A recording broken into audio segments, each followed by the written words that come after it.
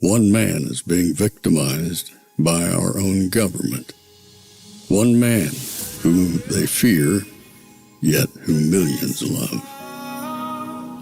One man who is willing to take the poison arrows of lawfare. One man whose voice has been taken away by a corrupt judge operating in a corrupt system. One man who has been ridiculed and insulted. One man who refused to back down. One man who refused to back down. One man who refused to back down. One man who stands between us and them. One man that wants to see America protected again. One man who wants to see America prosper again. One man who understands that a man is a man and a woman is a woman. One man who understands and protects the blessing of life. One man who wants to restore American exceptionalism.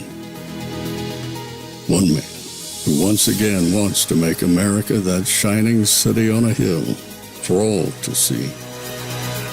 A place where all the people of the world glowingly set their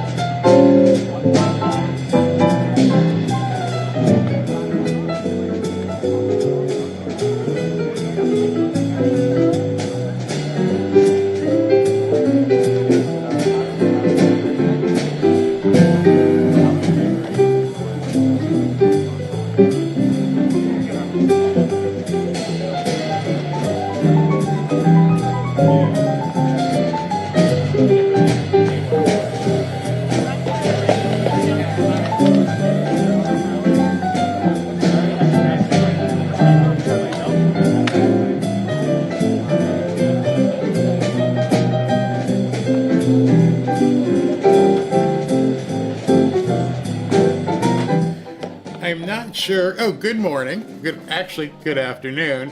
I'm not sure what their next move is, whether they're going to bring it into the White House and actually decorate it or not.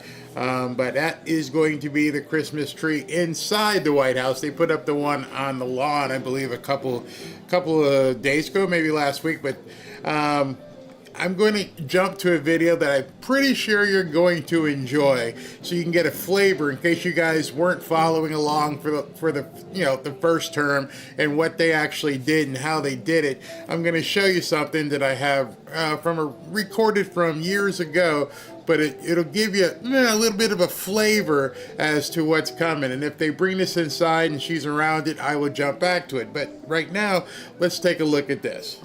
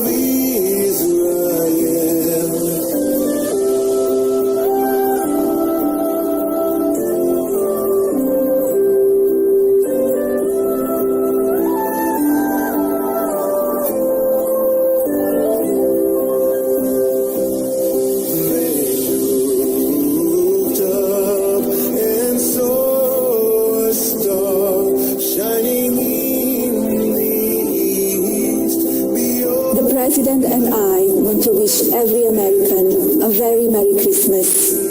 During the sacred season, Christians celebrate the greatest miracle in human history. More than 2,000 years ago, God sent his only begotten Son to be with us. An angel announced the birth of our Lord and Savior to humble shepherds. He said, I bring you good news that will cause great joy for all of the people. During this wonderful time of year, we also give thanks for the brave and selfless Americans who keep us safe. We are forever grateful for the men and women of law enforcement and the heroes of the United States military. In this holy season, we thank God for his infinite love, and we pray that the light of his glory will forever shine on this magnificent land. On behalf of Melania and the entire Trump family, we wish you a very Merry Christmas and a Happy New Year. All right, so I knew that thing with the Christmas tree wasn't going to last long, but I didn't want to miss it, and so I figured I'd go on early today after taking the weekend off, a glorious 2 days off. But I'm back in the chair, and although it's not quite Thanksgiving, we got a couple days to go before we get some turkeys. I want to say Happy Thanksgiving, and I also am going to say Merry Christmas. We say Merry Christmas here without any sort of aversion. We want to say Merry Christmas. We want to say Happy Thanksgiving. I've got so much personally to give thanks for, and we're gonna have a wonderful Christmas. I hope you guys have a wonderful Christmas. So with that ado, and let's move forward. Got a whole bunch of news for you, a whole bunch. Be right back. It's genius. It's pure genius. America is the country that started the AI race. And as President of the United States, I'm here today to declare that America is going to win it. We're going to work hard. We're going to win it. Why do so many financial experts call silver the most undervalued asset today? Because silver is essential to the future, from solar tech and electric vehicles to the explosive growth of artificial intelligence. Demand is rising fast, and yet silver is still trading at a bargain. With billions pouring into AI, silver prices have only one place to go, and that's up. In fact, silver may be the most overlooked asset class in financial planning. The opportunity for silver is well documented. The market for silver could double or even triple by 2026. You see, I believe in hard assets like this bar of silver. You can hold it in your hand, you can put it in your IRA, you can put it in your home safe, and relative to gold, it's very affordable.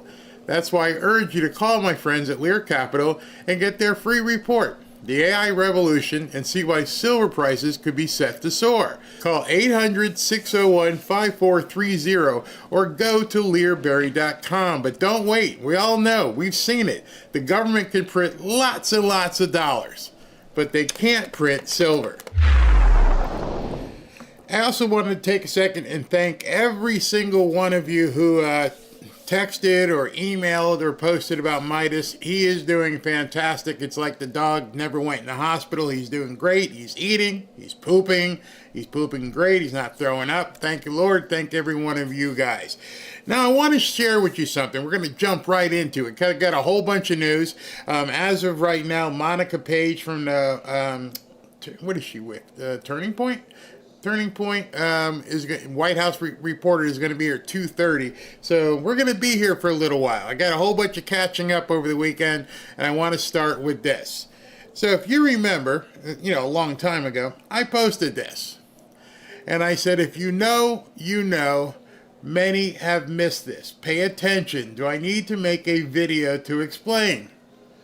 And that was the picture with Mondami and President Trump standing in front of Franklin Roosevelt. And I posted this with a question. Do I need to make a video explain? Do you get it? Did you miss this? And it was interesting. Many people, I said, hint, OG MAGA may get it. OG, original gangster. OG MAGA may get it. There's a lot I'm going to talk to you today that is going to reference OG MAGA. You're going to have to dial it back 9 years, almost 10 years, to 2016, maybe late 2015, to understand some of what I'm going to say today. Now, at the same time, some of you guys might put me in the Candace Owens bin over here and go, hey, Barry's bat poop crazy. He's nuts. Well, I'm going to say, am I? After what you hear today, you're going to have to do some serious thinking. You're going to have to realize that maybe we weren't crazy. Here it is, late November 2025, and President Trump is talking about a lot of what we talked about in 2016. Yeah, we're crazy. We're definitely crazy. See, one of the things that we're crazy about is we actually listen to the man, not to the media, not to the periphery, but to what he says and does. And that's all I'm going to show you today. I'm going to show you stuff that he has said and done, not Barry. So if I trust in Trump, and I voted for Trump 3 times, and I understand these are the things that he's saying and showing, then perhaps if you think I'm crazy, what you're actually saying is Trump is crazy. Because I'm not making up anything I'm going to show you today. First thing, this picture here. I said only OG MAGA may get it. Second hint, Trump did something after this picture to confirm the calm that I took from the picture he took. And from here, a lot of people are like, what? What are you talking about? What exactly are you talking about? I don't get it, Barry. Yeah, you're going to have to make a video. Well, then he came out and said this. All right? Trump reportedly preparing to designate the Muslim Brotherhood as foreign terrorist organization. And I posted this and said the assumption I had about the Trump Mandami picture is being proven correct. In addition, in case you weren't playing along, shortly after that picture, he revoked the temporary protective status of all the Somalians. I hope you saw that. He revoked their privileges. Now, there's some people out there say, that's no big deal. There's only 700 on the protected Somalia list. But what they're missing when they say, and they discard that as not a big deal, is that allows them to go into Minnesota to begin looking and digging, which coincided with a lot of the Democrats going bat poop crazy and using the military, and we're going to get to that as well. But if you follow the progression, he has Mandami in the office, and he's smiling and looking at him, and they pose in front of the FDR picture. And then after the FDR picture, he revokes the temporary protective status of the Somalians.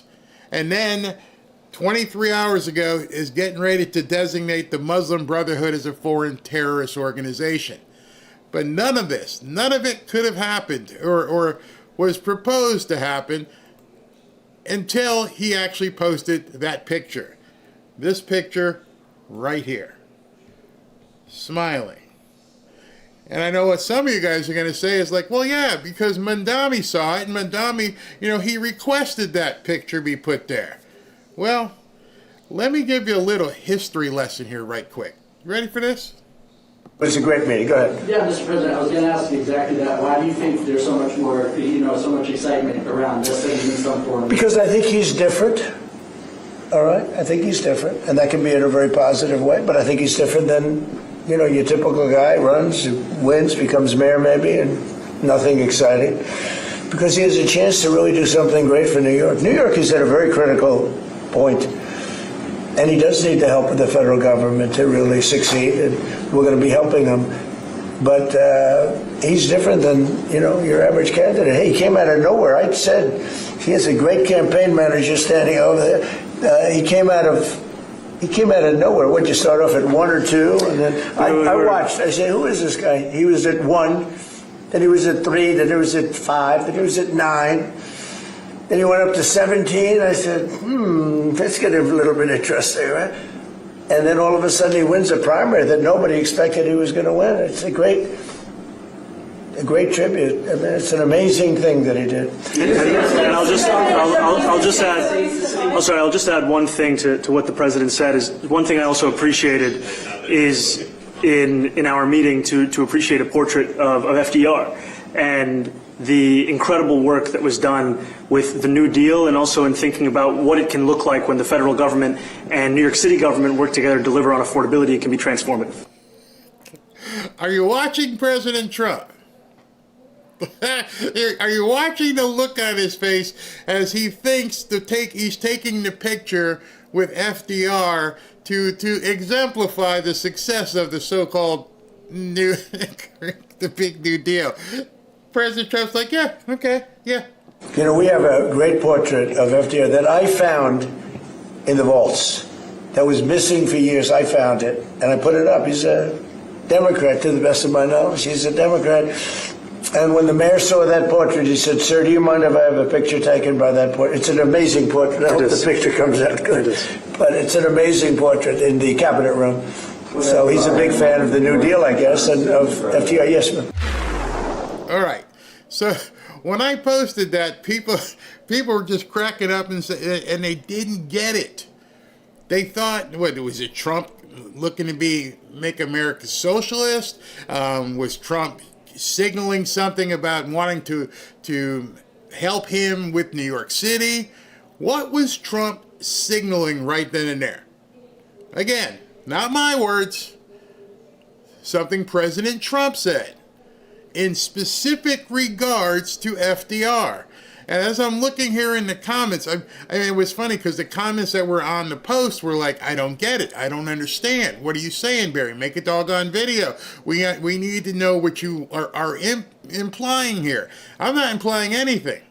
I'm going to show you exactly what the President Trump said about FDR, which incidentally I waited because I wanted to see, is anybody in the media going to talk about this? Nobody? No? Are any of the panicans going to talk about this and say, hey, here's what President Trump may have been talking about? Nope. Any of the podcasters or influencers going to talk about this? Are they going to pretend like this just didn't happen? That President Trump didn't talk about FDR, put up the portrait, take the picture with Mandami, go ahead and revoke the temporary protective status of the Somalians, and then decide he's going to make the Muslim Brotherhood a terrorist organization. Did none of this connect with anybody? What exactly he was talking about? Did it connect with you? Listen very closely to this next 2 minutes. This next 2 minutes, you may want me to replay twice. You may want me to go ahead and you take notes, a transcript from it, because when you hear this 2 minutes, after what you've just seen, you should possibly see bumps on your arm, hair stand up. You even might say, oh shit, because nobody's talking about this.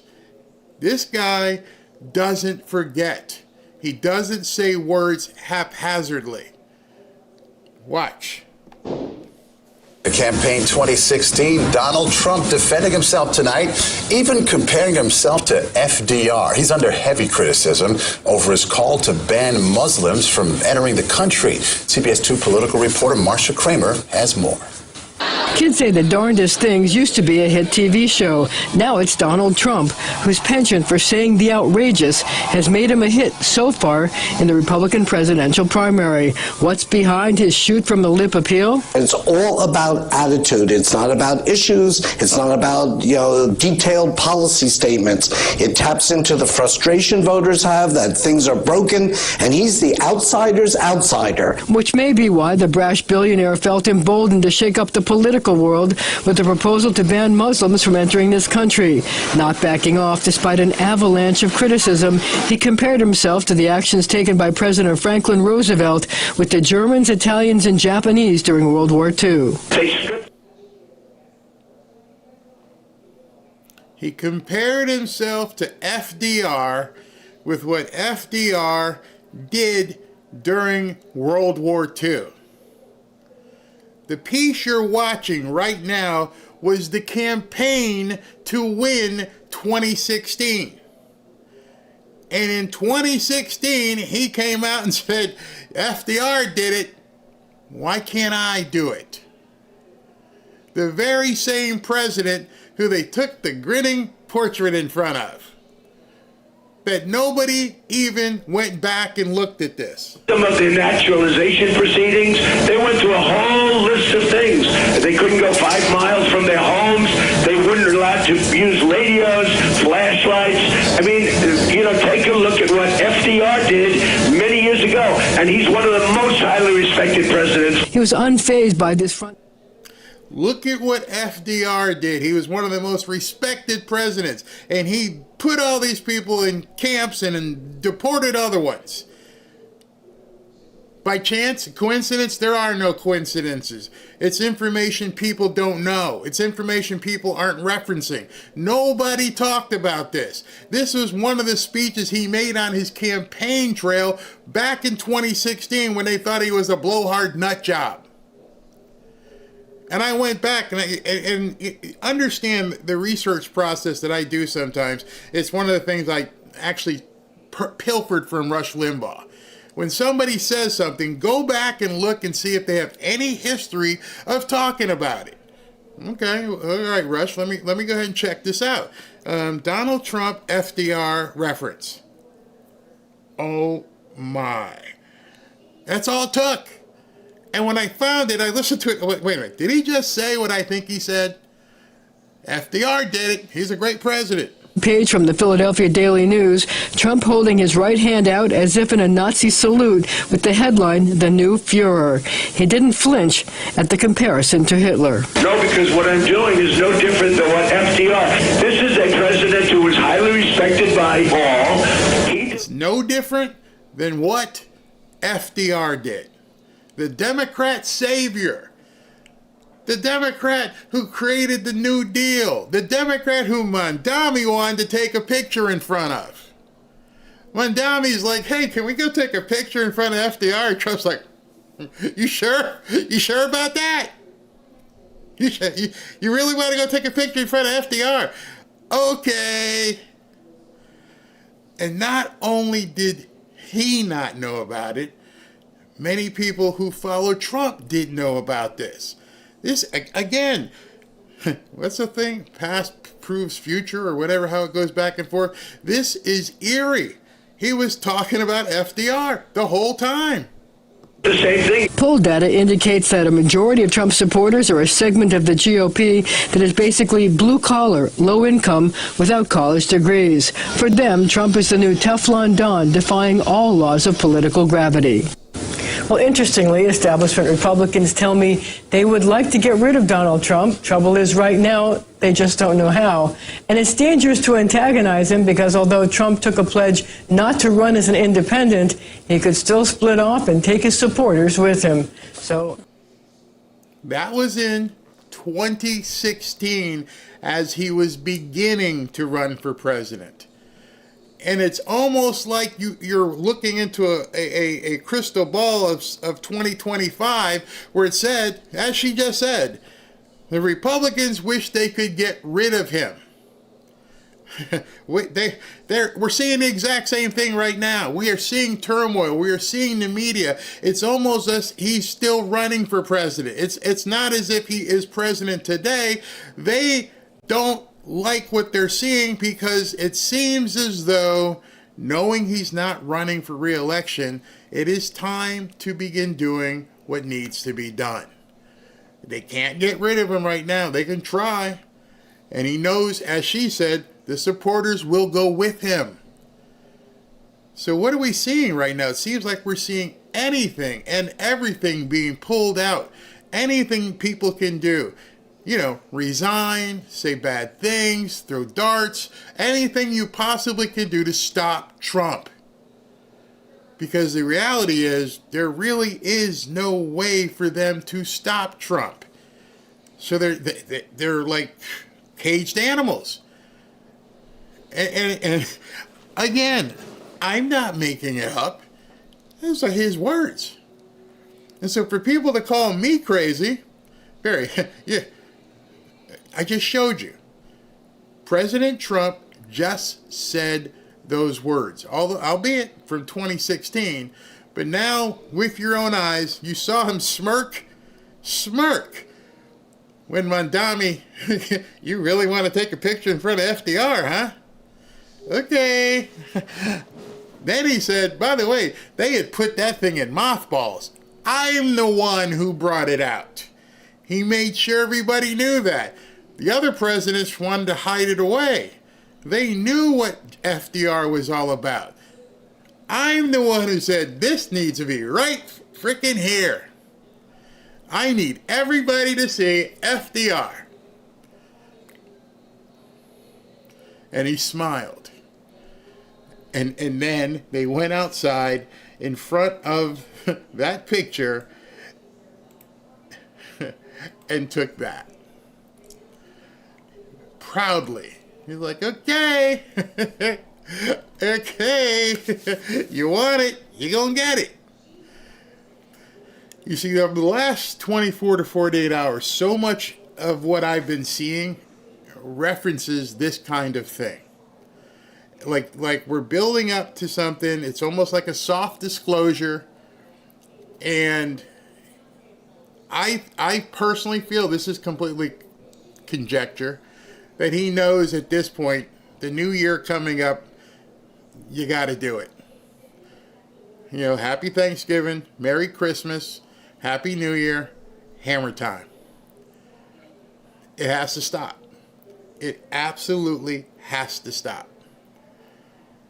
And I feel as though there's a lot more communications, comms coming out than ordinarily. And I also feel like there's a lot of people who don't want to talk about it. It's scary stuff. It's very scary stuff. And, you know, I'm not sure how you feel about it, having just saw what you saw. Are you okay with what you're seeing? Because it would mean doing what FDR did. It would mean Tom Homan and Pete Hegseth getting together and rounding people up. It would mean stopping the mail-in voting. It would make voting one day. It would mean voter ID. Stop playing around. It's never going to get through Congress. Not going to happen. There's too many Republicans who feel the same way as Democrats. They don't want to win. They like to grift. They like to sail through. They like just being, you know, a subsidiary of the Democrat Party. They've all been stock trading. They all know the things that are going wrong. They all know that there's gazillions of dollars going away every week to the Taliban. Remember, we had Tim Burchett on months ago. Hey, we're spending $40 million a week to the Taliban. Has it stopped? No. None of the stuff that needs to happen has happened. People are blaming Trump for that. But he's been trying to do it the right way. Have people come together and vote and get this done.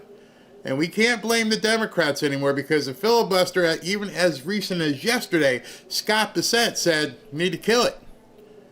But I'm wondering, and I'm really wondering, at this point, even if you kill the filibuster, will you get 51 Republicans to agree to rip off the Band-Aid and take control of the country? That, you know, with Rand Paul and Lisa Murkowski, and you go through the names, Susan Collins, I don't think these people have the intestinal fortitude needed to end the Democrat Party. I think they feel that they're important. They wouldn't want to cede that kind of control to the president, his administration, and then, of course, people like Stephen Miller and Susie Wiles, they don't want to do it. They're forcing his hand. And I believe the last couple of days he has been communicating very clearly, I'm done. I'm done playing these games. And because of that, I think you might want to get ready for what may be coming, what has to come. So that's why I wanted to wait before I made the video explaining. I wanted to see if people in the comments, two reasons. Reason number one, I wanted to see in the comments how many people could see what was about to happen or should happen based on Trump's previous statements. And number two, probably just as important, how many people are new Trump supporters who weren't here in 2016?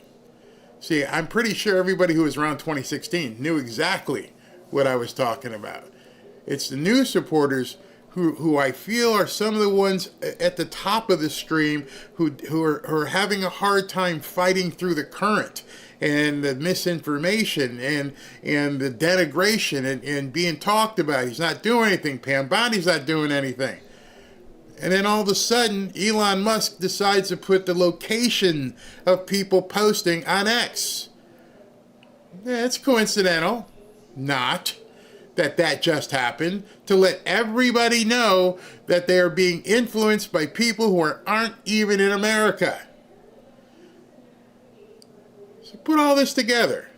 Now you know you've been bamboozled, hoodwinked, and lied to, gaslit by people who aren't even in the country, who've gained big followings, and then you click on it and it goes, India, Pakistan, Russia, China, they're not even from here. He didn't have to delete them. He just let you see who they are. And I think a lot of what we're going to see over the next probably 60, 90 days is seeing a lot of who people are. I'll be back and I'll take some of your comments because I know you got some.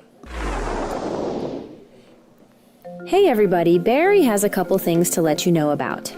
Fanfare is giving away a free fishing trip. We're going to fly you and a guest down to South Florida for a 3-day, 2-night getaway. You'll go on a deep-sea fishing trip with Robin. And Barry and Robin will take you and your guest out to dinner. To enter to win, go to fanfareshop.org/fishing. It's easy and it's free to enter. Second, if you'd like to join our private group on X, go to fanfareshop.org/group and join 18,000 fellow patriots. It's a safe space for patriots as it's curated and moderated. Again, that's fanfareshop.org/group. One more thing, if you'd like to be a part of the show, submit a 60-second video by going to fanfareshop.org/submit video. Last, but certainly not least, if you'd like to request a free Bible, please go to fanfareshop.org/Bible. We have a long list, but we're getting them out as soon as we can. Again, that's fanfareshop.org/Bible. Thanks for being a part of the Fanfare family. Now back to the show. Welcome back to Fanfare with Barry Cunningham. I forgot something else too. Where is it?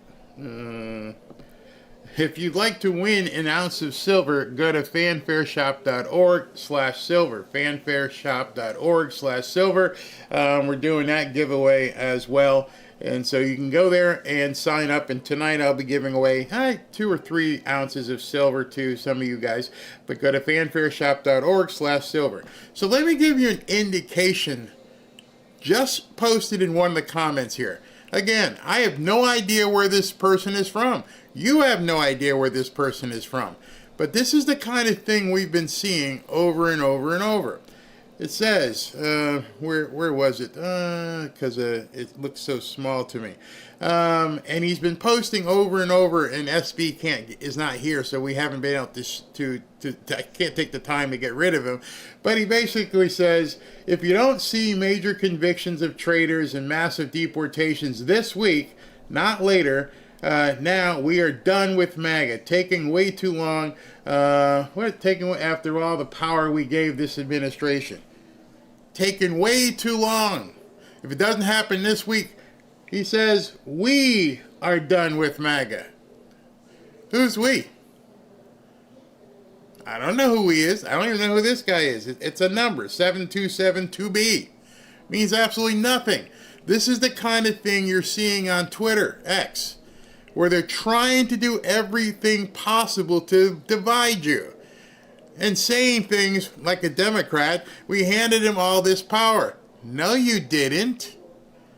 In case you don't know about our way of government, there's a presidency, there's a Senate, and then there's Congress. And in order to pass a bill in Congress, most of the time you need 60 votes. We don't have 60 votes. So we do not have control to do what we need to do, except one way. And I think President Trump knows that. But that kind of a comment is what I've been seeing dividing people everywhere, because people are falling for that. We do not, as of today, have a dictator in place. We do not have the ability just to do something because we have the power. That is a Democrat talking point. But President Trump has some extraordinary powers if he is going to use them. And we, meaning MAGA, you say we're done with MAGA? What's your alternative? If you're done with MAGA, where are you going? There's no buses behind this guy. There's no alternative candidate after this guy. If the Democrats take control, you don't have to worry about making that decision. They'll make it for you. So where are you going to go if you're going to abandon MAGA? Going to hang out in a cave somewhere and pretend like the next 3 years doesn't matter? I hope that is the case. I hope people like that abandon MAGA. I hope those people get out the way. I don't need them. You don't need people trying to divide you. You're either committed or you're not.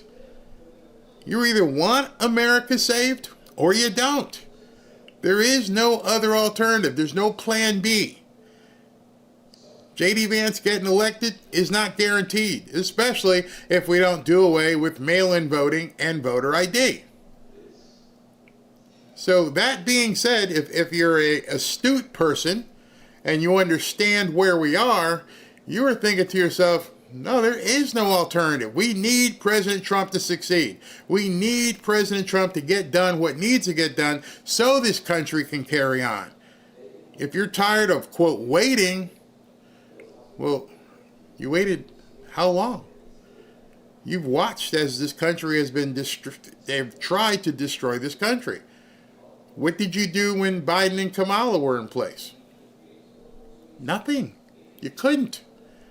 You did your part, you voted, but did you really think that the day you voted and President Trump got elected, it would be smooth sailing? Did you think that the Democrats would get on their backs and lay down? It doesn't work that way. Did you think the deep state would give up? No. Let's see. Bondi is doing what the Democrats want her to. What? I remember the question they kept asking was she refused to follow Trump's order? Wow. She's doing what the Democrats want her to do. I think she is a coward. I don't know. Maybe like 35 or 40 Supreme Court rulings are in place. I can't, and I won't try to convince people what's good for them. You have to decide yourself. At some point, you have to realize there is a process to everything, and that process takes time, number one, and number two, it often requires cooperation from the Democrats. I don't care whether these people get convicted, because the court system, you've seen how they are. I just like to see certain people get arrested. Start there. Notice you haven't heard anything more about John Bolton. Notice you haven't heard anything more too much about Letitia James. The one thing you can know is the meter is running on their legal fees. And because you're not hearing anything, then you also have to maybe think certain people are talking. By the way, how much have you heard about the Epstein files lately?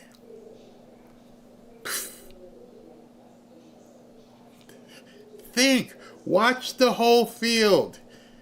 People said the other day, some lady got pissed off at me. She's like, talk to people like they're 5 years old. I'm not. I'm just asking people, what have you heard about Epstein lately? What have you heard about John Bolton? What have you heard about Letitia James? The people who say nothing's going on, you're the ones who have to substantiate what you say. When we see Supreme Court rulings happening over and over in Trump's favor, how do you think that's happening? At some point, people need to unplug and hone in specifically on what's happening, not what's not happening. You're not going to know. Let's see here. Good afternoon. God save DJT for a time like this. I believe so. Yeah, haven't heard anything. Nothing about Letitia or Bolton, especially Bolton. That kind of just got memory hold. Nobody in the news is talking about John Bolton. Nobody's talking, well, very few people are talking about Epstein. We demand the files. We demand the files. Oh, he released them. Now you hear nothing. Barry, if the president is happy, I'm right there with him. Yeah, I figure he knows a lot more than I know. The other thing with what's going on is, do you realize you're watching a movie that you saw the first half? We're in intermission right now because the holidays are here. And then in January, it's going to pick up all over again. The government is only open because they pushed it back to January. So in January, this whole thing happens all over again. So it's likely that the government could shut down in January. And that's why Scott Bessent is trying to head that off and just, dude, nuke the filibuster. Let's not go through this again. We're going to happen. If we don't nuke the filibuster, it will get shut down once again. No doubt. No doubt that's what they're willing to do. Let's see what else we got here. Yeah, I see more old news than new news. There's a reason for that. There's definitely a reason for that. And we're going to move into, I got to keep moving here so I can get all these stories in with you guys. Because it's some crazy stuff happening. Before I go there, where am I going to go here? 1 second. Looks like I've got to go to, yep, okay. So let me tell you about Kimchi for those of you who haven't as of yet gotten involved with this. You see, microplastics are infiltrating every part of our lives. Scientists estimate we now consume a credit card's worth of plastic every single week through our food, water, and even the air we breathe. One study found plastic particles in 100% of human lung samples. Nobody is safe from exposure. It gets worse. These plastics don't just sit in your body, they cross the gut lining, they leach into your blood, and they disrupt everything. They've been shown to alter gut bacteria, suppress your immune response, and increase your risk for neurodegenerative disease. It also increases your risk for metabolic disorders and cancer. Some plastic toxins like BPA and phthalates mimic hormones. They interfere with fertility and can even damage your DNA. Even if you eat clean or avoid packaged foods, you're still being exposed to microplastics. You can't opt out, but your gut can help you fight back. Kimchi One from Brightcore Nutrition is a potent ally in this toxic world that we live in right now. Do you know that even if you order from DoorDash or something, you're probably going to be, and it's great food, you're like, I'm going to eat right, but the problem is you're eating it off of plastic styrofoam or with a plastic fork. You still can get it. And Brightcore helps with that. It's packed with over 900 probiotic strains unique to kimchi and proven to break down BPA, helping you detox from the inside out. It doesn't just support digestion, it helps protect your cells, your brain, your hormones, and your future. Your body was never designed to handle plastic, but your gut was designed to protect you. You just have to give it the right tools. With Brightcore, Kimchi One from Brightcore, you can do just that. And today you can get 25% off with the code BARRY by clicking the link in the description, or for an even better deal, call my friends at Brightcore for up to 50% off your order and free shipping. Give them a call now at 888-418-6738 or go to mybrightcore.com/Barry. Many people here in the fanfare community have taken this up and have been reporting right back in the comments that they're feeling much better. So go for it. All right, so let me talk to you about something else that President Trump has been communicating. Many of you have seen that video where the Democrats, 6 or 7 of them, came out and basically told the military not to follow orders. Illegal orders. How do you tell what's an illegal order or a real order? It's meant to sow doubt.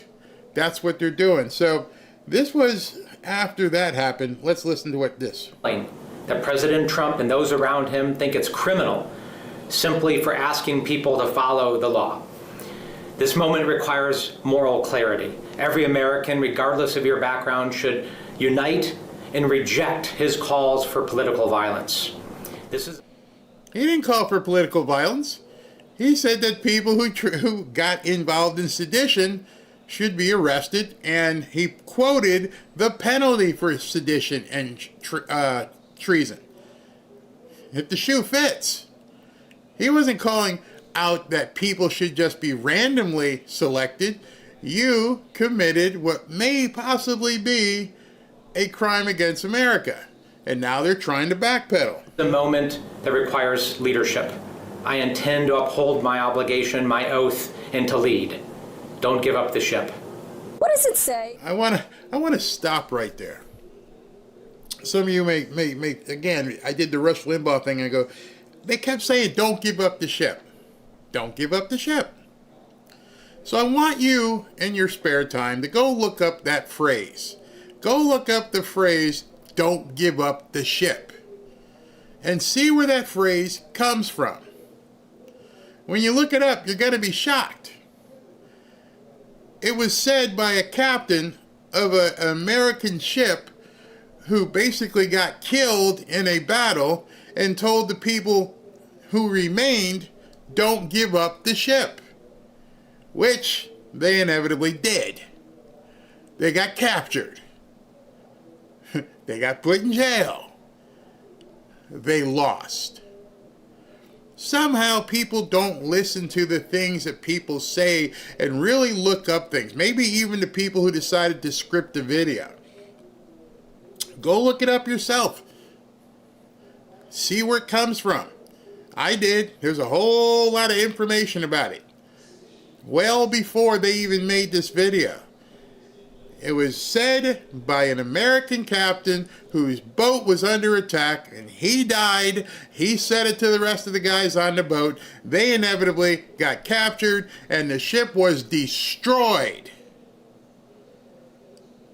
I'm not sure if I'm a Democrat if I want that story attached to my party.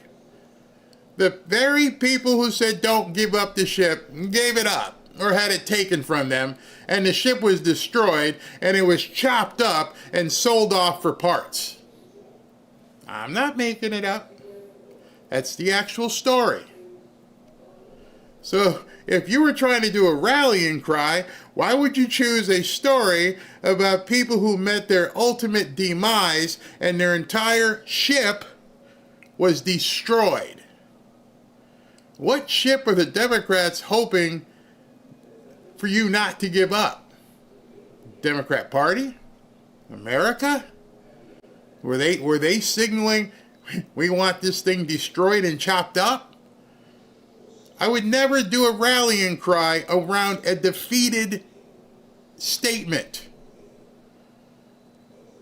And so when you start thinking about that and you look it up yourself, I'm like, wait a second. So the boat got seized by England, and the boat then, after they killed the captain, got chopped up and they sold off the wood piece by piece. The very ship that they don't want to give up was obliterated. Just a little food for thought. When the White House press secretary has to deny that the president wants Democratic members of Congress executed?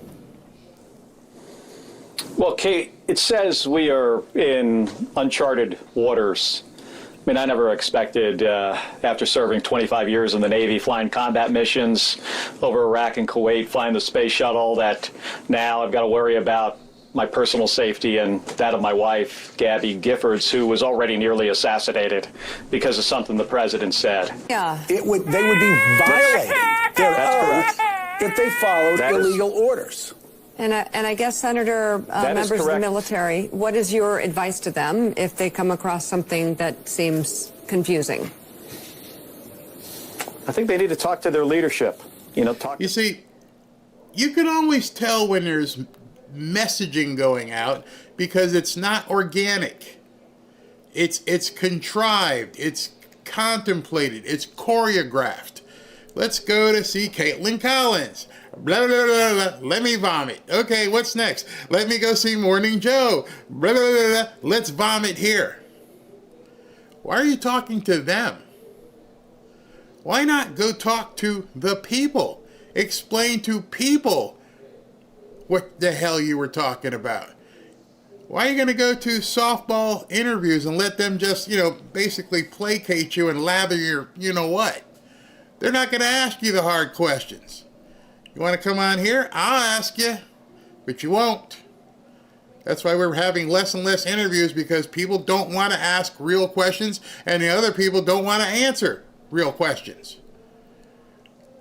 When you're saying that President Trump it may or have given illegal orders, you're trying to pull out a crystal ball. You're trying to let people know it's so bad that he may give an illegal order. Like what? What are you referencing? What are you afraid of? What are you concerned might be illegal? Why did you leave that so vague? There's a reason why they did what they did. Your commanding officer about it, and tell your commanding officer why you think this may be illegal. There are lawyers within. Tell your commanding officer. Commanding, meaning above you, more experienced, more authorized than you. Why you, a lowly person who's, not a lawyer, I think it's illegal.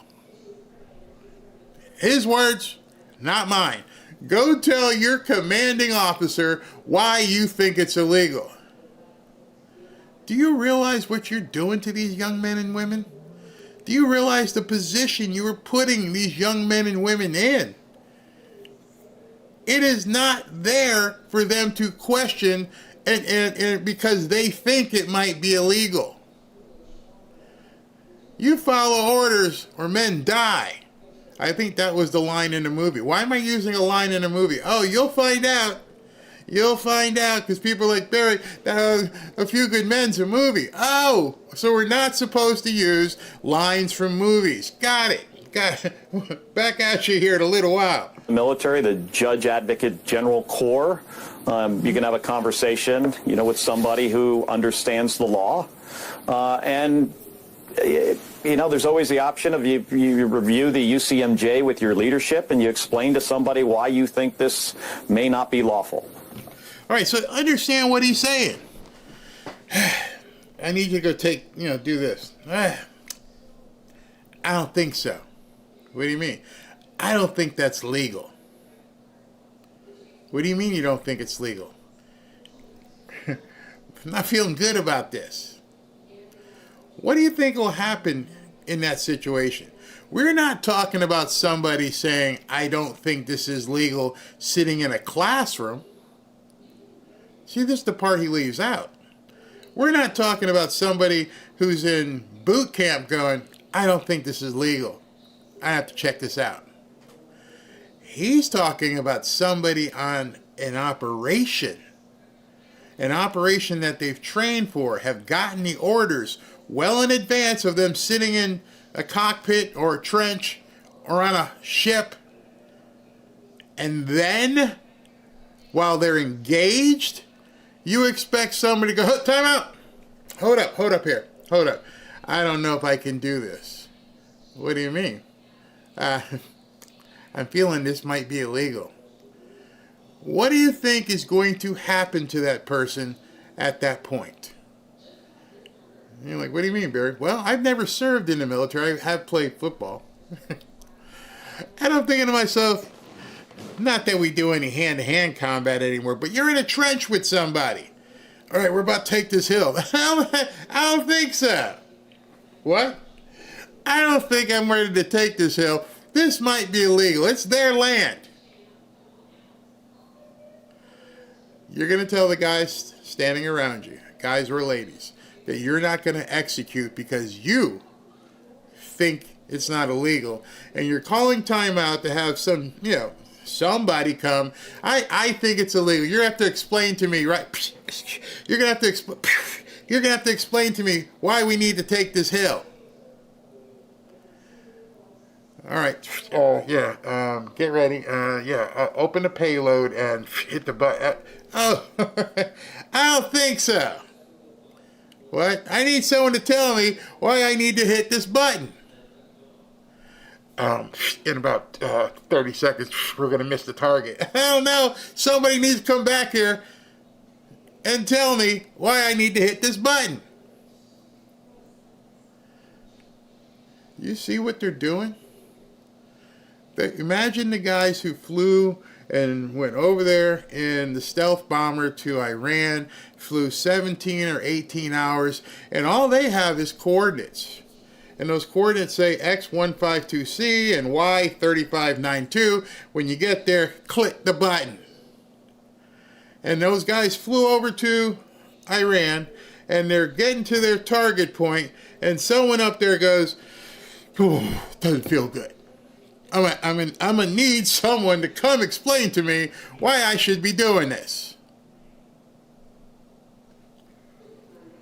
This is dangerous. It is mutinous. It is sedition. And the coward,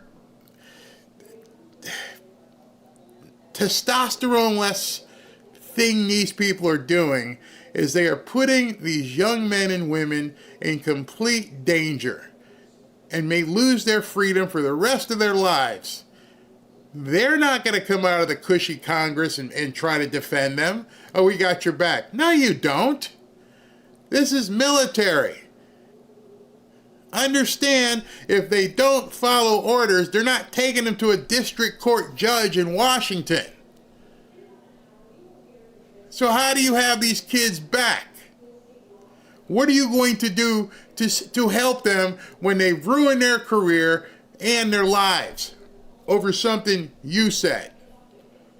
And if the JAG or the commanding officers don't ruin it, what do you think's going to happen when the guys and the other women hear about what you did? You might not make it home either way. This is so insidious, what they have done to people in the military. And they don't care. All right. Know this about me. Threats don't deter me. I will never give up the ship. I love our country and I love our Constitution. That's why I've sworn an oath to protect and defend it many times throughout my life. She kind of left something out, didn't she? You swore an oath to defend it to foreign adversaries and domestic adversaries, of which you may now be labeled one. So the oath that she says she took, she's not thinking the whole thing full through. Intelligence officer in the United States Navy Reserve, and today as New Hampshire's Congresswoman. In America today, our service members need to know that we've got their back as they honor that sacred oath and as they uphold the basic obligation under federal law to follow lawful orders and lawful orders only. It is sad. The implication here is you can't beat your wife. Well, I don't beat her. No, I'm just letting you know. I'm letting you know as a husband, you're not allowed to beat your wife. Okay, why do you tell me that? I understand. It's against the law to beat my wife, even though she'd probably beat me a couple times. Why are you telling me the flippin' obvious? Why are you telling people what's obvious? Because, okay, is there a guide manual attached here that says what's illegal and what's not legal? Do you know what's legal and not illegal? It's so confusing. Telling and downright dangerous that simply stating what our law says caused the President of the United States, our Commander-in-Chief, to threaten violence against me today. That's not... I find it simply ironic.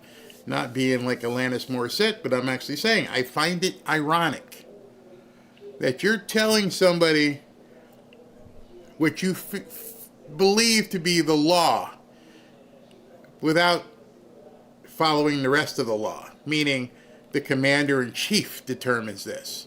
That same law that you're talking about, you're telling people to go against the Commander-in-Chief.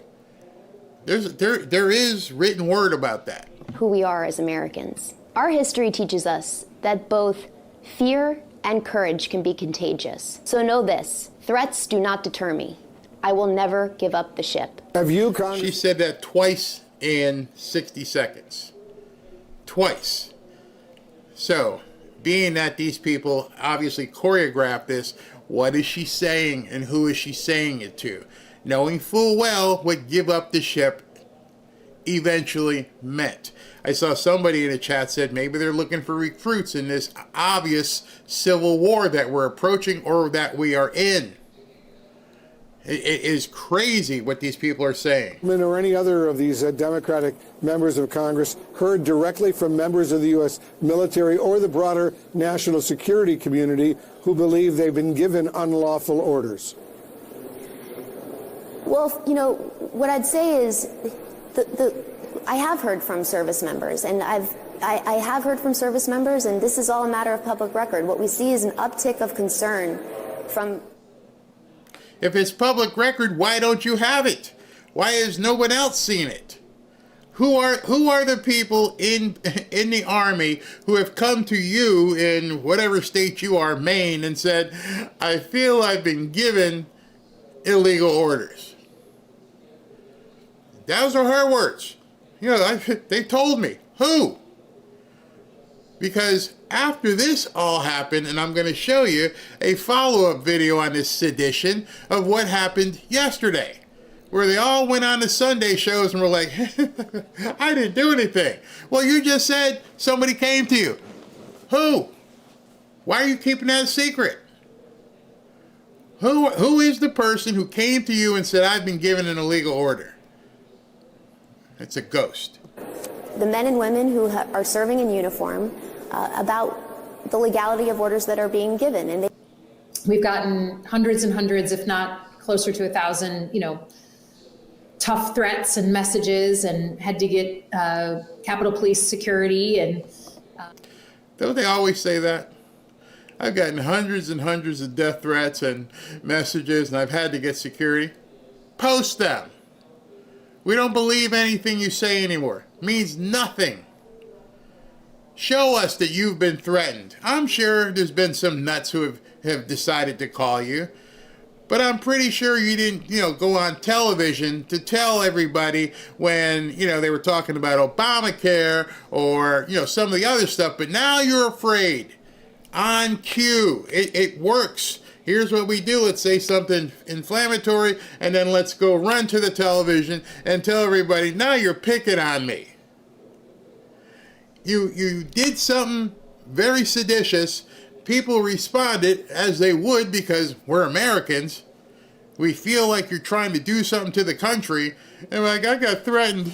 It's all about me. It's just it's like turning on a light switch. Mm-hmm. And but I'm not gonna be dismayed or dissuaded from standing up for the Constitution. That's where she lies the most. When somebody tells you they've been threatened, but they're not going to let it bother you, well, you just said it did. If somebody sends me an email and says, hey, we're going to do this, we're going to do that, I'm not threatened, but I'm not going to tell you I've been threatened. Oh my gosh, somebody said something nasty to me. Bring it. If you're not afraid, why are you trying to elicit so much sympathy? Why did you have to go to the Capitol Police? You're in the CIA, well, used to be in the CIA. Can't you determine the difference between a credible threat and some nut job? Don't you know how to do that? You would think she would, because she can tell what difference between an illegal and legal order, but you can't determine. With your CIA experience and buddies, you can't figure out what is a viable threat and what isn't. Just because he threatens us. And I believe in this country, I believe we can be better than our current politics. So I'm not going to let him intimidate us out of speaking our mind. Okay. Okay, so they put her out there. Once again, tell people there's no such thing as a deep state. That was the message she went on television to tell Colbert, is to, hey, everybody, there is no such thing as a deep state. I don't acknowledge ghosts. I've never seen, knock on wood, I've never seen a ghost. So I can honestly say, I don't think there's ghosts. But I know people who feel they've seen ghosts. Ergo, how are you going to tell everybody else there's no such thing as a deep state? Trust me, I'm in the CIA. And it was worse that you're telling me that some of the guys you work with were wearing mom jeans. That doesn't make me feel any more comfortable. Why now, in 2025, do you have to come out and say there is no deep state? Why would that even be a question right now? Except to cover it up. And the dead and I... Colbert to tell us that, it's demoralizing. Okay, great. Commander-in-Chief could ask you to do with the uniformed military that would be in violation of the U.S. Constitution. Senator, anybody of any party could give an order that is against the Constitution or against the law. Right. Okay. So are you saying that you would stand in the breach and push back if you were given an illegal order? I start by saying I reject the premise that President I Trump understand. will be giving You've done your any genuflecting illegal to him, orders but at all. This isn't a hypothetical. Okay, you're going to be in charge of 3 million people. The active duty that I know you care about, I believe you care about. So have you been in conversations about using the active duty in any way? Whether it's setting up in detention camps, policing dangerous cities, have you been involved? Notice what she's saying and who she's sitting next to. This was during Pete Hegseth's confirmation hearing. Well before most of us knew there was going to be this so-called surge and what they were doing. She's questioning Pete Hegseth back then about what's happening 11 months later, 10 months later. How did she know that this was going to come to this? You're watching the hearing pre-Ozempic. And she was asking him then, sitting next to her other seditious partner, Mark Kelly. How did she know to ask that? There's no deep state or anything. Where did that question come from? Involved in any of those conversations? Certainly, I have been involved in conversations relating to doing things this administration has not, which is secure the southern border. Well, the investigation would absolutely be under what their intent was in saying this. And the question, we've all watched this a lot today, and the question you have to ask yourself is, what is their intent? What is the reason that they all went on a video and encouraged young men and women to defy court orders without even giving a hint of what's illegal, without even giving any suggestion of what law or what order they're being asked to violate? You cannot do that in this country, especially if you're a leader. And so what does the investigation look like? I think they should be held to account. I think that those congressmen should be required to answer questions and to answer questions about why they did what they did. And the American people deserve that, and so does President Trump. We've crossed a line in this country that cannot be ignored. We have sitting U.S. elected officials, including Senator Mark Kelly, now telling troops that they can refuse illegal orders. I mean, it sounds reasonable until you realize no legal order has been given. It's that simple. There's not a whole lot to talk about, is that all of this is based upon conjecture. And there's really nothing that these guys can do in regards to going to somebody and saying they've been giving an illegal order, when, in fact, no such order has been given. And it is not up to them to try and ascertain when they are told something whether or not something is illegal. Look at sedition. If you look at, that type of, that's a very strong form of being a traitor. That's a terrible thing to say. I must tell you, I heard it, and I thought it was some kind of a comedy situation. I thought that it was some kind of a skit, and because I couldn't believe that they'd say it. And I watched Democrat congressmen and one Democrat senator yesterday on one of the shows didn't even want to discuss it. They said, whoa, don't get me into that one. They didn't want to get into it. That is a really serious charge. I'll tell you what they said is, and it was, I mean, I don't know about the modern day things, because, modern day is a lot softer, but in the old days, if you said a thing like that, that was punishable by death. Yeah, but you're not threatening them. A lot of people are interpreting there's a threat and there's security. Well, I'm not threatening them, but I think they're in serious trouble. I would say they're in serious trouble. I'm not threatening death, but I think they're in serious trouble. In the old days, it was death. Do you worry, Mr. President? Seditious behavior. Do you worry that was a big deal. Do you worry Today, nothing's a big deal. Today's a different world, okay? It's a softer, it's a meeker, milder world. But I will say this, I think what they did is really bad. The hatred is pretty strong. But what they say, essentially don't follow the orders of the President of the United States to the military? Do you worry that some of your guys are going to say no? Young privates and young corporals and young sergeants, and they're not scholars necessarily. There might be a few, frankly, but they're not scholars. They don't, study the Constitution, et cetera, et cetera. They know that. So these are people. These are bad people. These are people that, in my opinion, broke the law. Now, what happens to them, I can't tell you, but they broke the law. That is a terrible statement. I can say if I ever said that, and there were a Democrat as president, all hell would have broken loose. And it has broken loose. I have had more calls from people, even Democrats, saying what a horrible thing that was. Obviously, that was President Trump. He was talking to Brian Kilmeade at the time. Now, that was before what happened yesterday. By the way, let me break in. I got some breaking news into the Fanfare news feed. All right, so we got some breaking news. And let me preface this by talking to some of the people I showed comments from earlier, who they're waiting for convictions and everything else. Convictions in the normal way of doing things is going to be very, very, very hard.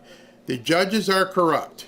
The more we see, the more we learn, it is almost going to be impossible to convict somebody in Washington, D.C. In fact, it may almost be impossible to arrest somebody in Washington, D.C. Let me show you this. Breaking. A federal judge has thrown out the case against James Comey, claiming that the U.S. Attorney Lindsay Halligan was invalidly appointed. So just so you know, a judge in the District of Virginia has decided that you can't charge Comey. That Lindsay Halligan doesn't have the authority to even arrest or indict James Comey. Nothing about the charges. Nothing about, if you look at this closely, there's nothing about the charges that they have a problem with. They don't believe she should have been able to even charge him. So when President Trump talks about what I'm going to show you, he's absolutely right. This is not going to work. For everybody out there who says, oh, they control the House, the Senate, and the presidency, why aren't they doing anything? Because the way our government is set up, the Democrats have entrenched themselves so deeply, have taken over so many different aspects of the government, that we are not even allowed to charge these people. Invalidly appointed, and that point, you got to get rid of him. You got to let it go. Well, I'm sure they're going to recharge him. I'm sure they'll bring in Judge Janine or one of the people who have been, move the case if they can. But this is not going to be something where they're going to be able to ongoing get these people charged and then convicted. Our country's too far gone for this. We are literally at the precipice looking over at this huge chasm where the entire country is ready to go over the cliff because of what they've done. You are not even going to be allowed to go ahead and charge these people. You're not worthy to charge James Comey. So you just keep going. I feel as though President Trump is trying to exhaust every possible option so nobody can come back to him and say, hey, you didn't do it the right way. I'm like, I tried. I kept trying, and every time I turn a corner, here they put up another roadblock over and over and over again. Now you're telling me, but what about what he did? Oh, and we're not even going to talk about that. We're saying he shouldn't have been charged by her. It's insane. It's insane. And so President Trump, not President Trump, but yesterday, the seditious ones, went on television trying to cover their butts. Simply stating what the law says, what federal law says, that is not sedition, that is not treason, that is my job. I'm a lawmaker. So the president simply stating the law by saying sedition requires death, treason can be a crime that you hang by, simply repeating what the statute says, he can't. By him repeating what the actual statute says, the penalty of which is hanging or death. That's threatening. But you can say what you want because that's the statute. How does that work? How do you get to say what you want to say, but the president can't look at the exact same law and go, look, it says, you get to swing.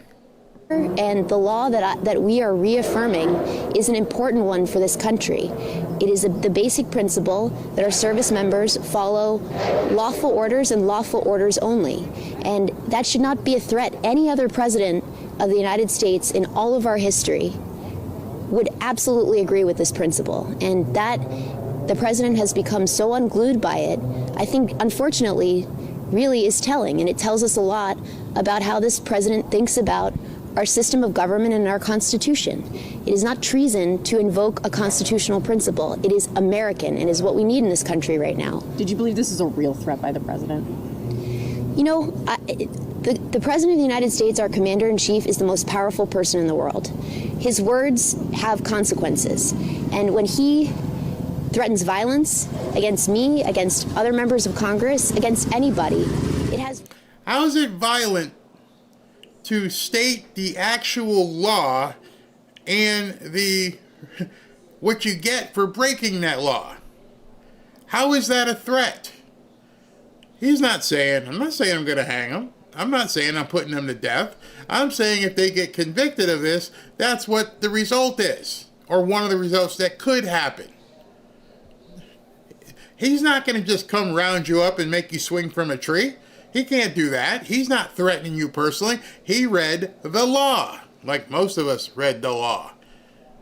Again, the spin is constant. Real world impacts for real people. And it's not who we are as a country. We've seen an uptick in political violence in this year alone and in recent years in our country, and it's not who we are. Let's get to the content of what you had in that video you released, because there are also 15 House Republicans who are also veterans who released a video, including a retired 3-star Marine Corps General, Jack Bergman. Take a listen to this. Troops, listen up. Any service member who refuses a lawful order is subject to court-martial for violating the Uniform Code of Military Justice. We study what's lawful and what's not lawful, and the Democrats stunt insinuating that they're illegal or unconstitutional orders. It's downright dangerous. It is corrosive. It is meant to weaken our country and weaken the military. How do you respond to these allegations from your colleagues, fellow veterans, that what you have put out there is weakening and corrosive to the military? Well, these unfortunately are some of Trump's core supporters that are rallying behind the president, and they know better. They know it. The question was, how do you respond to these people? And the first thing out of his mouth is, well, they're Trump supporters. Well, if being a Trump supporter discounts their opinion, being a Biden supporter or Kamala supporter by ergo should discount your opinion. His words, not mine. Hey, they're just Trump supporters. Okay, who do you want? Who are you supporting? Who did you guys huddle with and say, we'll do this? You're a Democrat, and whoever the Democrats have in mind, that's what you're doing. It's idiocy that we're watching. but he gets caught here. Exactly the difference between lawful versus unlawful. We were very clear in the video that what we're talking about is unlawful orders. You have the president's spokesperson going into a press conference this past week and saying that we called for people to disobey lawful orders. They're simply lying because the truth is unacceptable to them. It's unacceptable. We wanted to start a conversation, and we did, about the dangerous rhetoric this president is using. And Rhetoric. You know, when you're talking about illegal versus legal, rhetoric doesn't fall in either of those definitions. It has nothing to do with the legal definition of what is or isn't legal. It's rhetoric. It's talk. And by his own admission, he goes on television and says, well, you know, the president's been saying mean stuff. He tweets mean stuff. Gotcha. Threats that he's made to use our military in an unlawful way. Specifically what? Well, send troops into Chicago, send troops into polling stations, kill terrorists' families, arrest and execute members of Congress, shoot peaceful protesters in Lafayette Square. Need I go on? He has a history of doing this. And if we wait until the moment... What you couldn't hear, because he kept talking over, even Maggie, Margaret Brennan said, he hasn't done any of that. But he kept talking because he wanted to get his stuff out there. Everything he just said has not happened. None of it. And so she even said, well, he hasn't done it. They don't care.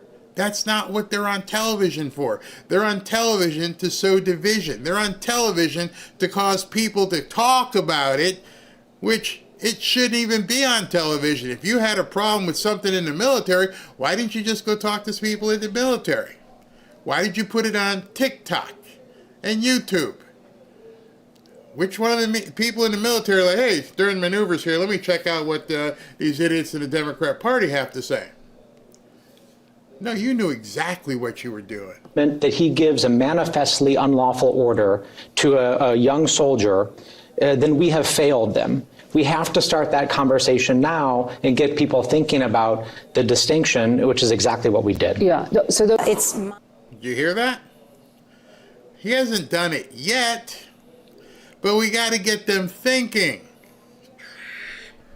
We got to get them thinking that it might happen.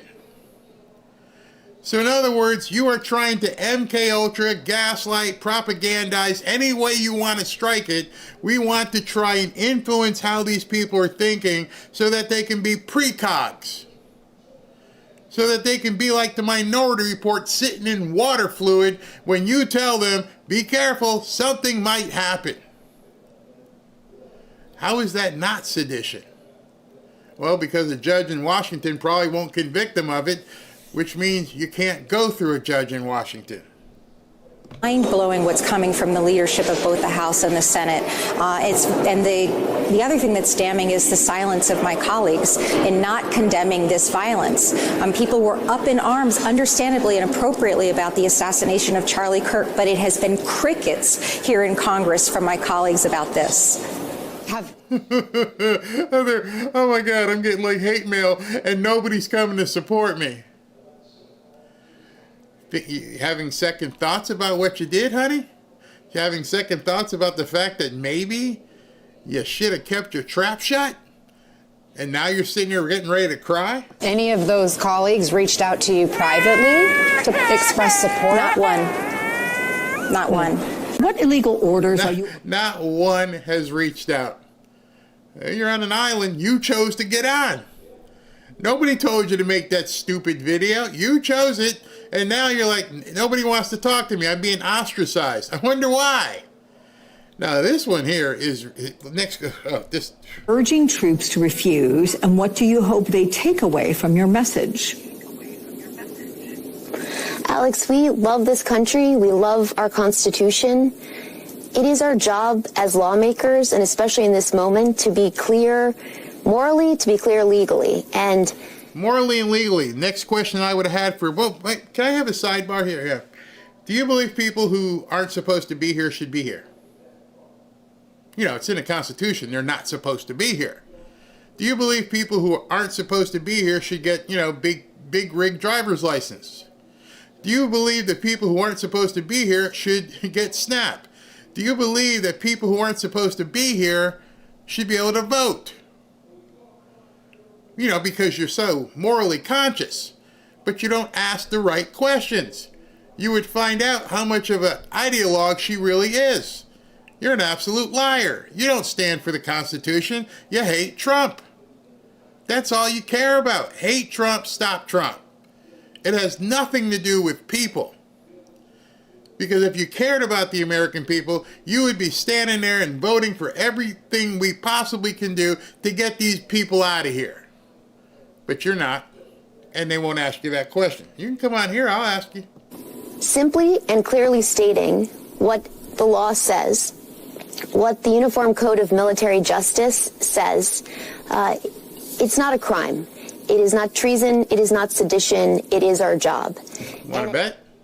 You sure about that? What about the rest of the Constitution? The part that you're ignoring? I have no time for these people. I have no time for people who give these people harbor. They are trying to destroy this country, and we are letting them do it. We can't even file an arrest warrant, an indictment against James Comey. I think it's really important that we do our jobs in this moment. In terms of lawful and unlawful orders, it gets complicated for rank and file to understand. I understand, and other networks have reported, that the senior judge advocate down at Southcom raised serious doubts about the legality of the strikes on those alleged drug boats, but was contradicted by lawyers at the executive branch. Have you spoken to the Southcom commander? Are you hearing that there are unlawful orders being given? All right. Now, here's the problem. Earlier in the video, you heard this same idiot. His exact words were, if you have a question, basically kick it up the chain. And if the chain tells you that it is or it isn't, then be done with it. Now she just asked him. We heard that some judge advocate, has said they didn't like what was happening and they kicked it up the ladder, just as he said, right? You heard him say it. We need to have people ask questions, and then they have to ask their person who's authority above them to also look at it. All right, so he did that. So now the people above him said, shut up, it's fine. Is that okay? Well, we're hearing the same thing that you are. The administration hasn't shared much information with us. I read the legal analysis. It was just like the briefs. They're tying themselves in knots trying to explain why what they're doing with regards to these drug boats is legal. And it's questionable at best. He didn't like the answer. He didn't actually give an answer. The boss above the guy who had a question said, go pound sand, keep doing your job. The guy who got the answer, keep doing his job, except he squealed to CBS. And now you're asking the same person, hey, now that you went up the chain and the chain said, go pound sand, well, you know, it's questionable. Wait a minute, you're not supposed to question. You're supposed to go up the chain. See, what they want, and they're actually saying it is, if you have a question here, go up the ladder, and if you don't get the answer you want, call us. Actually break the chain of command. Break the chain of people who actually know operational endeavors and what's happening. Don't, oh, I didn't get the right answer. Let me call these people. They're not in the chain of command. So it's questionable. You know, I haven't gotten a response. Well, you won't. That's just it. That just gave away the whole thing right there. They don't want it to go through the chain of command. They want people to break the chain of command. And because of that, that's where the sedition part comes in. One of our biggest allies, the United Kingdom, recently stopped sharing intelligence with us in the Caribbean because they question whether this is legal or not. So, Boy, was that an obfuscation. The United Kingdom stopped sharing information with us because they were worried that it was legal. What chain of command is the United Kingdom's military in the American chain of command? Why does that matter this much, what the UK thinks? Now you're getting seriously into sedition territory because you're more worried about what they think than what our guys think. They actually went on TV and said this stuff, and I'm like, oh my gosh, you hear what you're saying? You're taking the side of another country. You think that what they're doing over there in England is more important than what we're doing. They're the ones who must be right. Seriously? We've been asking for more briefings from the right people. We have not received them, but the information that you just shared with me is the public information. I don't have much more beyond that. Well, and the French government has said it's a violation of international law and the law of the sea. That's what our What? Now the French have a problem too? Oh, the French. So what are we supposed to do because Macron doesn't like it? All right, well, Macron doesn't like it, and Carney and everybody else around the world doesn't like it, so we're wrong. Isn't that the very definition of sedition? I didn't mean to rhyme there. Isn't that the very definition? You're worried about what other countries are saying. Think about that. She just reiterated and threw another country into the mix. Yeah, France doesn't like it. France don't like it either. Are saying about those strikes that are happening there. It does imply that the president is having illegal orders, which you have. All right, so this is one you may have seen all over the place. Martha Raddatz, who is no friend of Trump, she corners Elise, I think her name's Elise Slotkin, and gets her to say the truth. I think for us, it was just a statement widely, right? We say very quickly and to all the folks who come to us, this is the process. Go to your JAG officer, ask them for explanation, for top cover, for their view on things. We do that on a case-by-case basis, but we wanted to speak directly to the volumes of people who had come to us on this. And it is very clear that no one should follow an illegal order. But it's very murky when you look at what is an illegal order. And if you go into morally, ethically, that's a pretty tough thing to look at and say, how do I navigate this? Look, if you're going back to Nuremberg, right, they told me. Nuremberg. The Nuremberg trials she brought up. The trials over Nazis. That's who she's comparing this to. And a movie. To do it, that's why I murdered people, is not an excuse. If you look at popular culture, there's you watch, A Few Good Men. We have plenty of examples since World War II in Vietnam. Oh my gosh. If you watch A Few Good Men, you can see we got plenty of examples. It's a movie. It's a movie. She actually just said that on television, that compare the movie to what President Trump is doing. With a straight face. A Few Good Men, they did it.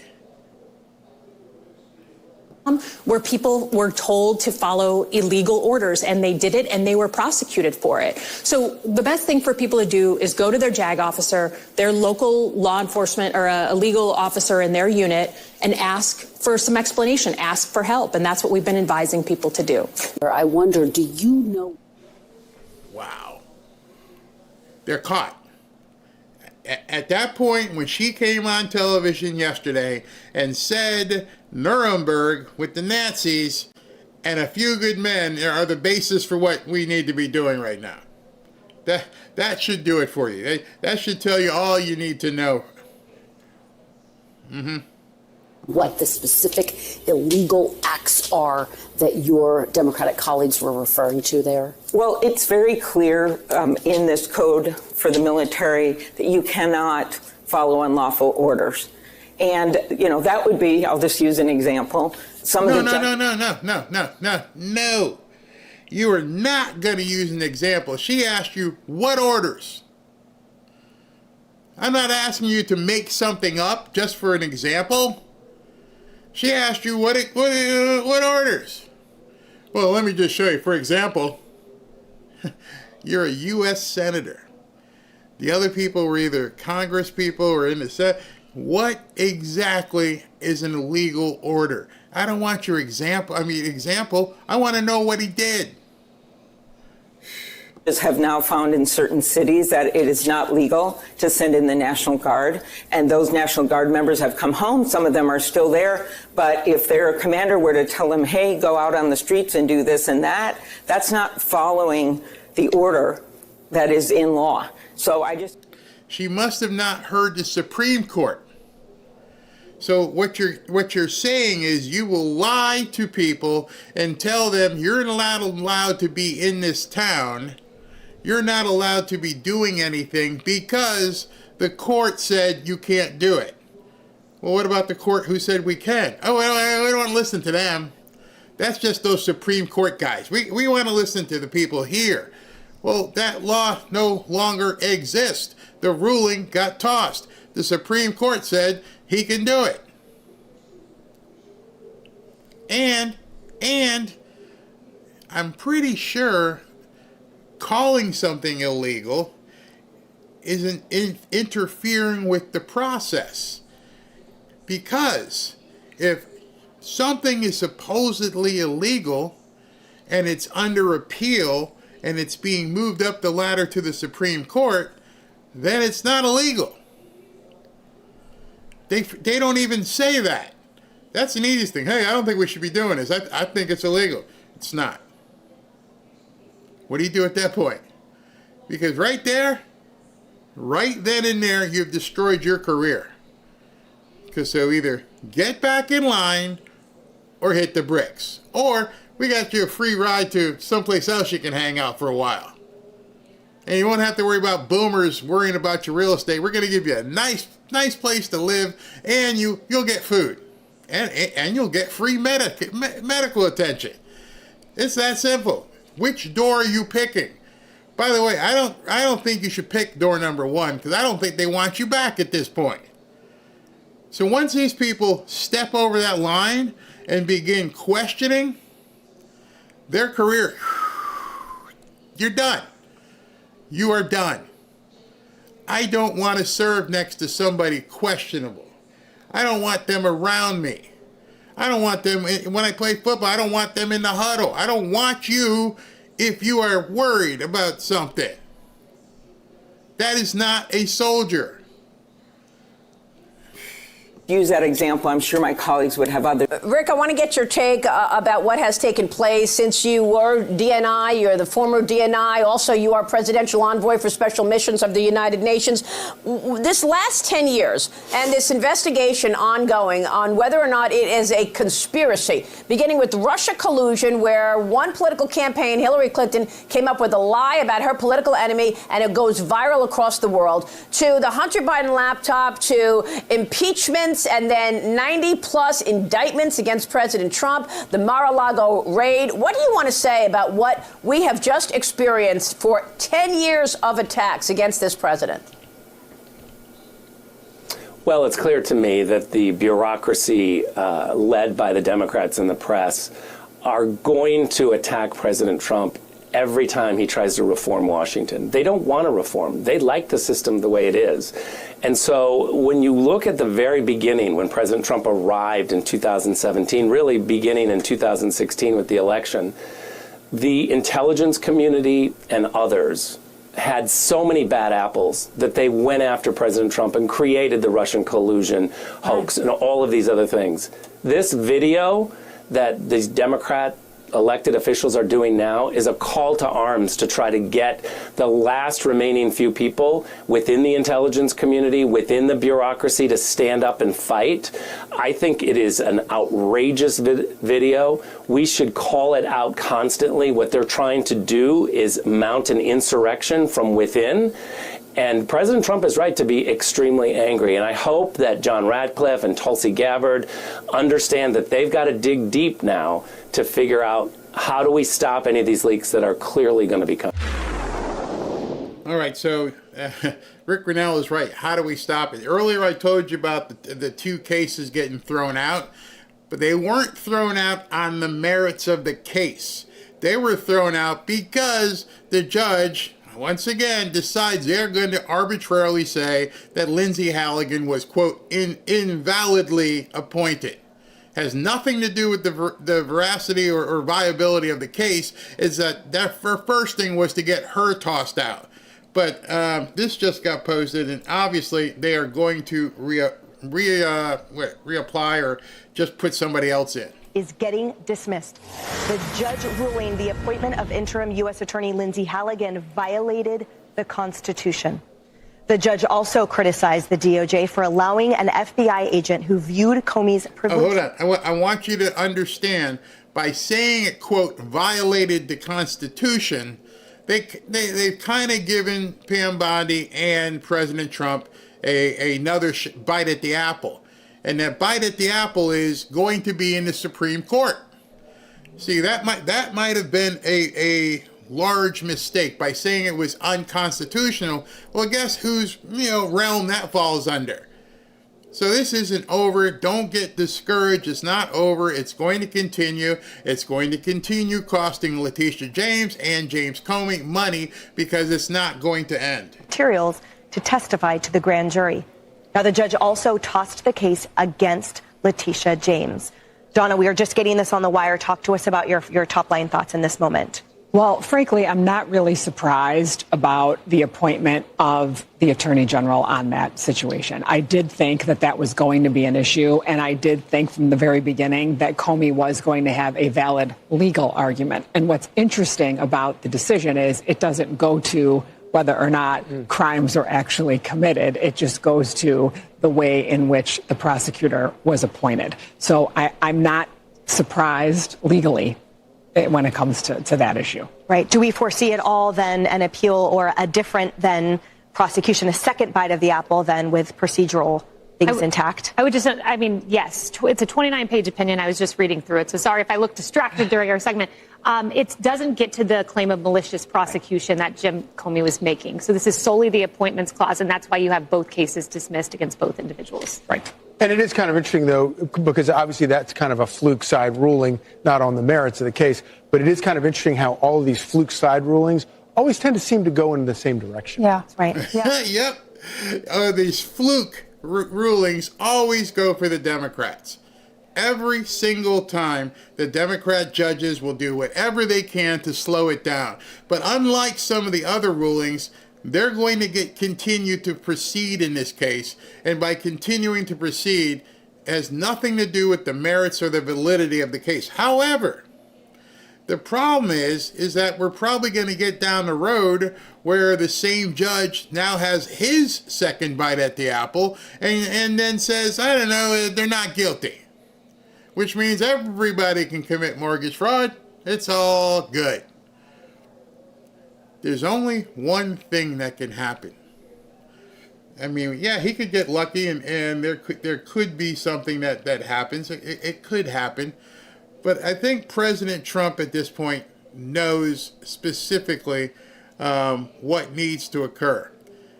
So I'm going to segue here and want to talk to you guys about something else. Because now you've seen all of this. You've seen the sedition by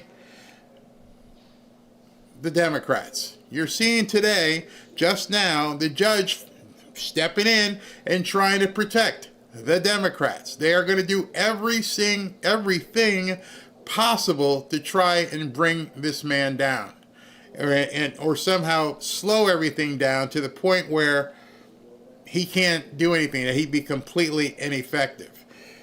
So I want to show you things, and I just want you to just, question everything and look yourself at what you're about to see. I had posted, let me see if I have this here. Yeah, I've got it right here. I said, panicking and 17 haters. If you get that, you know what I'm talking about, are freaking out after this post by President Trump. And he reposted what somebody else had posted. And it says, the military is the only way. If your justice system has been corrupted, how do you bypass the corruption? Military tribunals. President Trump reposted that. Many of us have been waiting patiently for exactly that. The military is the only way. You can see it every single time one of these judges speaks, that they're going to do whatever they possibly can to not let President Trump move forward. He also posted this. This was last night when he began his flurry of posts. And it was a picture of those 6 people in jail. It's Elise Slotkin, Mark Kelly, the other lady, and I don't know who the guy in the middle is. The other one is the woman from Massachusetts. I'm not sure who this guy is here in the middle. But again, it's a repost. He didn't post it, but he reposted. So you're hearing the refrain, the military is the only way. Now I want to show you something that he posted lately. And this is where it's going to begin making some people feel a little bit uncomfortable. Before that, let me show you this. He posted this and says, the loyalty to the Constitution. The United States boldly broke with ancient military custom of swearing loyalty to a leader. Article 6 requires that American officers thereafter swear loyalty to our basic law, the Constitution. While many other nations have suffered military coups, the United States never has. Our American Code of Military Obedience requires that should orders and the law ever conflict, our officers must obey the law. Many other nations have adopted our principle of loyalty to the basic law. This nation must have military leaders of principle and integrity so strong that their oaths to support and defend the Constitution will unfailingly govern their actions. The purpose of the United States Military Academy is to provide such leaders of character. Not by accident. If military is the only way, then you have to have military leaders capable of taking that on. He also posted this. I do solemnly swear or affirm that I will support and defend the Constitution of the United States against all enemies, foreign and domestic, according to the regulations and the Uniform Code of Military Justice, the orders of the officers appointed over me. See, when Mark Kelly was saying that stuff, that's what they were talking about. I will obey the orders of the President of the United States and the orders of the officers appointed over me. So, I don't like what I'm seeing. I tell the boss, my next in command. The next in command says, I'll take it under advisement, but until then, do what you're supposed to do. It's over. You've raised your concern. You've pushed it up the ladder to your, the orders of the officers appointed over me. There is nothing in that says at that point, go talk to the media. There's nothing there that says, go talk to Mark Kelly. They are interfering in this entire process to the detriment of the people who are they trying to get to say stuff. That's another thing. So understand that is very scary indeed that these people are getting to this position. And in fact, President Trump posted this, which is the definition. The easiest court-martial or court case in the history of the United States. Now I want you to understand what the definition of sedition is, because many people may not know. It's different than treason. It says, A, conduct or language inciting rebellion against the authority of the state. Insurrection, rebellion, the raising of commotion, raising in the state, not amounting to insurrection, conduct tending to treason, but without an overt act, excitement of discontent against the government, or of resistance to lawful authority. Then it gets good. Organized incitement of rebellion or civil disorder against authority, usually by speech or writing. Let that sink in. All right, so then it went a little bit further. President Trump, where is the, hold on, I got to find the one with Glenn Beck. All right, this is very interesting. I want you to pay attention to this. This is good. He reposted something Glenn Beck, because Glenn Beck, he went and did the research.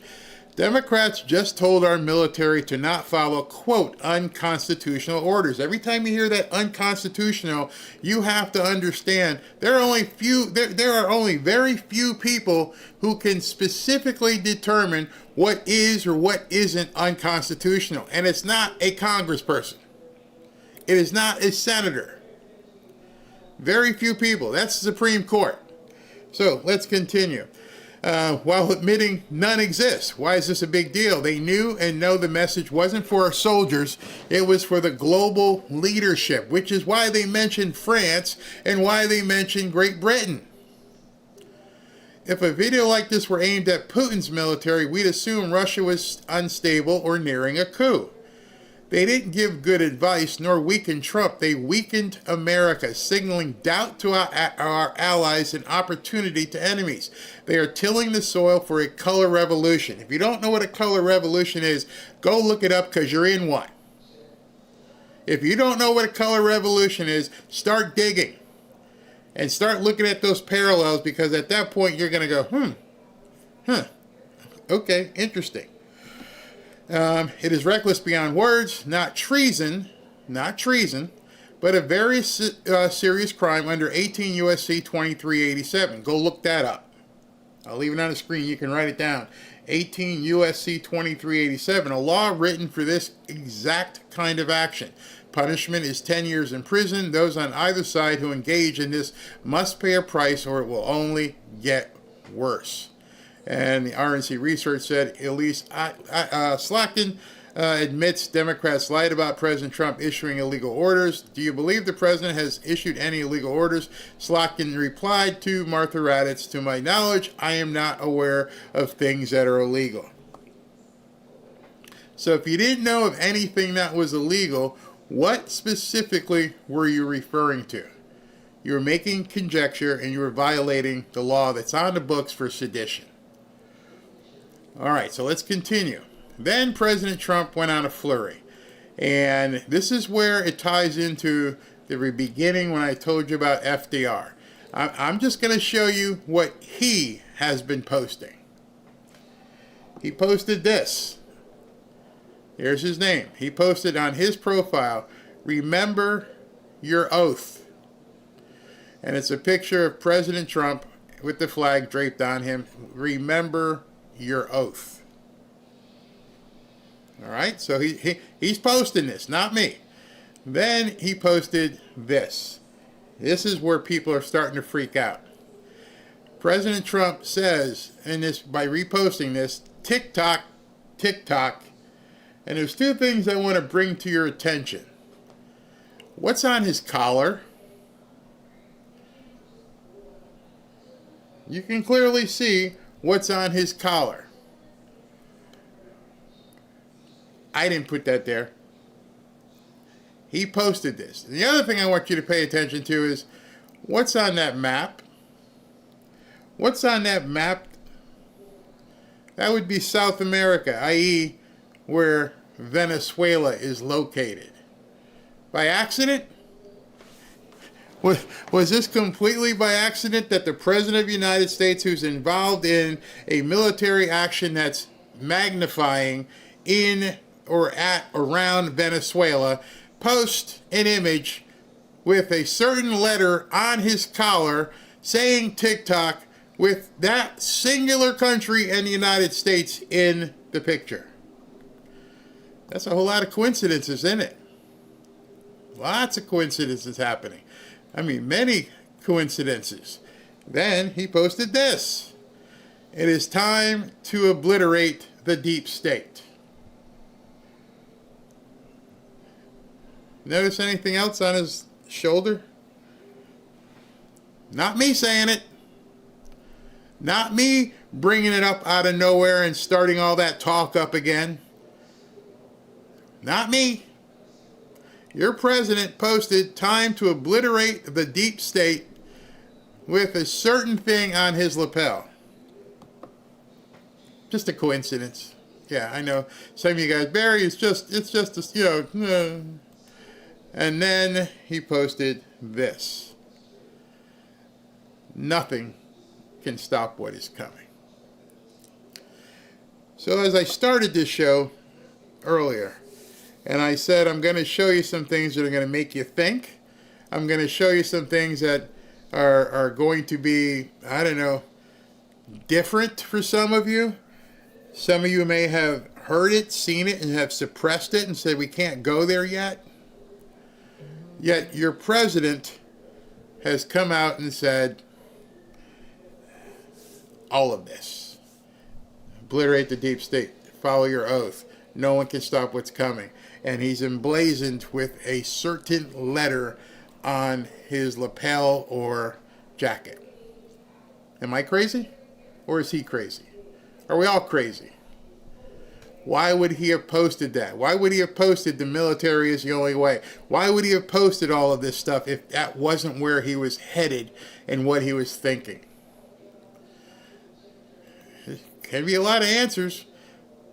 There very well could be a lot of answers, but the military is the only way is what it comes back to.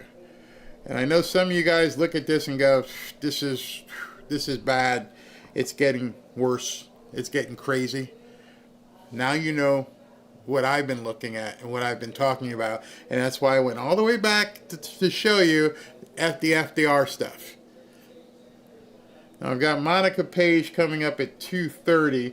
There's going to be a press conference with Sean Duffy, which is important because everybody's getting ready to travel during Thanksgiving here. And so I want to take that when he comes on, and I'll cut when it's time for Monica. But wow.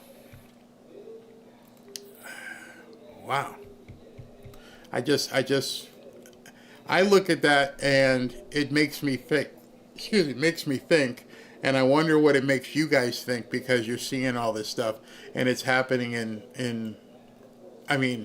right in real time. And it's funny that today the whole thing with Comey gets thrown out because of an appointment that they don't like. Let me take some comments while we're waiting for Sean Duffy. I can't. What's this? I stand behind our president. Yep, absolutely. And notice there are so many people who are starting to not want to be associated with President Trump. And so what I find interesting with the whole Mondami thing and what he's posted, he's gone back to the beginning. He's gone back to the future of 2016 and going, this is what got me elected. Are you with me? The whole thing he said about FDR, all the stuff that he's relying on right now, everything he's posting, I think he now knows who's with me and who's against me. And so everything I've shown you, I haven't made up anything. I've shown you the actual things that you can now begin researching on your own. Timing is everything, absolutely. Where'd this one?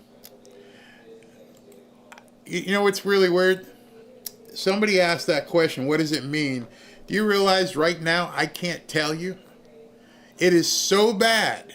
When I say so bad, it scares people so much what he has alluded to by using these letters that YouTube won't even let you talk about it. They don't even want it being discussed, which should make you also ask some serious questions. Why is this taboo? Why is it that you can say anything, but the two things that you were never allowed to discuss were the guy Jeffrey and that? Everything else you can say. Democrats can say anything they want. You're going to impeach him, we're going to do this, we're going to do that, but don't say that. So I'll let you guys figure that out. We knew it wasn't going to be easy, but it's worth the fight. Stella, yes, I just covered the Comey and Letitia James cases. Let's see here. Do I trust President Trump and have do it? I trust President Trump and have faith in our Lord Jesus. Let's see here. What's this one? When rabbit holes become fashionable again, ask yourself the question. Yeah, rabbit holes for sure. Let's see here. What else we got? If you know Barry, why did Trump wear a red hat and on the side was 45, 47? If pages numbers, you don't leave out page 46. That's a whole nother one that you can go through. Exactly. Yeah, you're not allowed to use the 17th letter. Not at all. Trump would never be able to tell us what's going on directly. Nope. All right, so I'm waiting for Sean Duffy to come up. I don't think I have time to start on the next part of this puzzle here. We could talk about. Hold on a second. So while we're waiting, let me do this. Let me talk to you about Chapter. In case any of you guys are my age or around my age, let me take a second to talk to you about Chapter. As you may be aware, it's Medicare annual enrollment time. And as a newly minted 65-year-old dude myself, that means I'm getting buried under the same spam calls and junk mail you probably are. And it's an absolute nightmare. I have also learned that Medicare plans change every single year. Apparently some even disappear. So for those of us that love our plans today, it might not be the best one for 2026. It's getting close. Do something. If you don't, double check.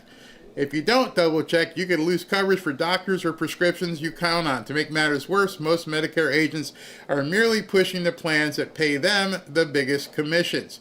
That's why I recommend Chapter for the Fanfare family. They check every single plan in America to make sure you get the best deal. And on average, they can save people $1,100 a year. They made it dead simple for Robin and I. They review all your options in one 20-minute free phone call. If you're already on the right plan, you're done. If not, they'll help you switch. So give them a call. To get some peace of mind during this enrollment period, call Chapter at 475-328-3545 and make sure you're set heading into 2026. You can also go to askchapter.org/Barry to book a one-on-one consultation at no charge. Again, it's not something you could ignore. If you are 65 or just turned 65, go ahead and give Chapter a call. I'll be back in 90 seconds.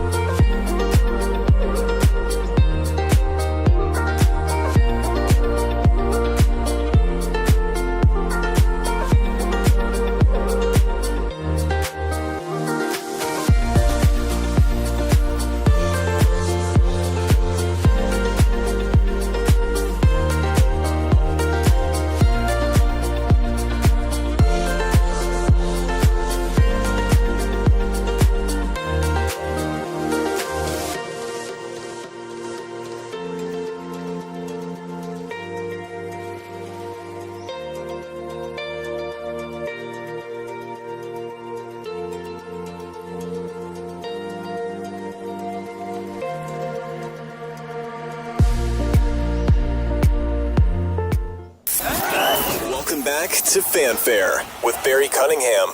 Hey, listen, I want to make sure you guys understand something. It's real important. Like Sarah says here, does that so Big Tish gets away with the crime? No. Just understand the actual charges have not gone away. They did not go based on the merit of the case. They're saying that Lindsay Halligan was not not viable, was not appointed correctly to bring the charges. So all the evidence and the grand jury stuff is still sitting there. They just want them to come back now with another prosecutor to do it all over again. It is merely a time dump. They are just trying to muck up the waters and try to make things just go, push it back, buy time. But unfortunately for Letitia James and James Comey, once they do put a prosecutor in there, which is why they never went ahead and approved, why you need the filibuster broken, they don't want a prosecutor assigned for that district. So that's another, you're seeing the games that they're playing. They wouldn't approve his prosecutor in that office. So they appointed Lindsay Halligan on a temporary basis, and the judge is like, nope, she can't do it. What's the answer? Get somebody confirmed, which they are fighting tooth and nail. So, but she's not getting off per se. That is not going to, it doesn't make it go away. Not that Letitia James isn't taking herself the old victory lap here. Who's heartened by what she's calling a victory. This is going to go on, right? She has a $10 million war chest that the New York State legislature approved for the use of for legal funds against the quote-unquote predatory Donald Trump administration. She hasn't accessed it yet, reportedly, but this is going to continue, and my gut tells me she's going to need it. Let's just put it this way. This is not over. It's a procedural victory that DOJ is going to look to clean up. Good to get your thoughts on. Okay, so like I just said, thank you, Paul. You said exactly what I said. It's just a procedural thing right now. It is not over at all. Don't let anybody tell you otherwise. So let me tell you something else while we're waiting. I don't know if I'll be able to take Sean because Monica will be here. Let me show you something that I do want to talk to you about. Where is it? Here. You probably heard some people talking about Doge was all over. It's done. And I had said, the Doge apocalypse narrative launched today. Please tell me you didn't fall for it. Please tell me that you didn't see Doge is done all over the place and thought for yourself, yeah, Doge has been completely destroyed. It's a lie. Once again, it's a lie. If you remember, and if you didn't remember, I can try to remind you, Doge as itself was only temporary.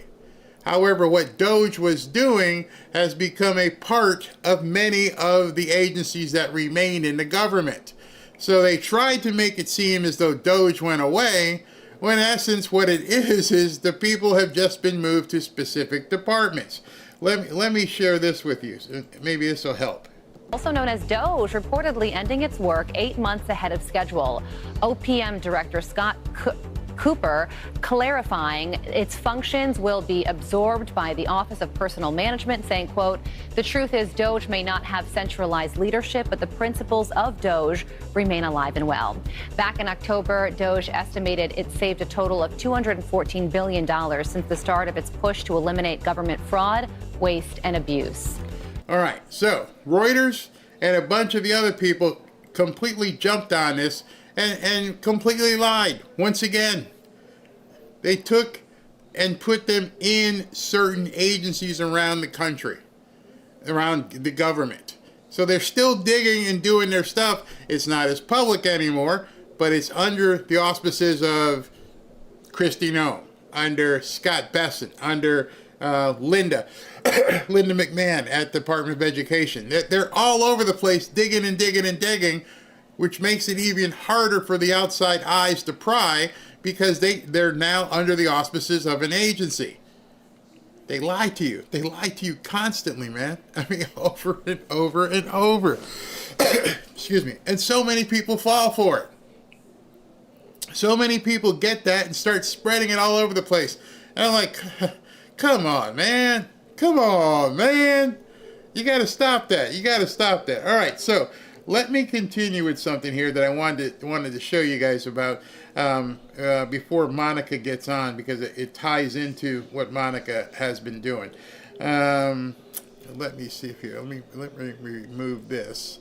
All right, so I want to show you something. We'll ask Monica about it when she gets on.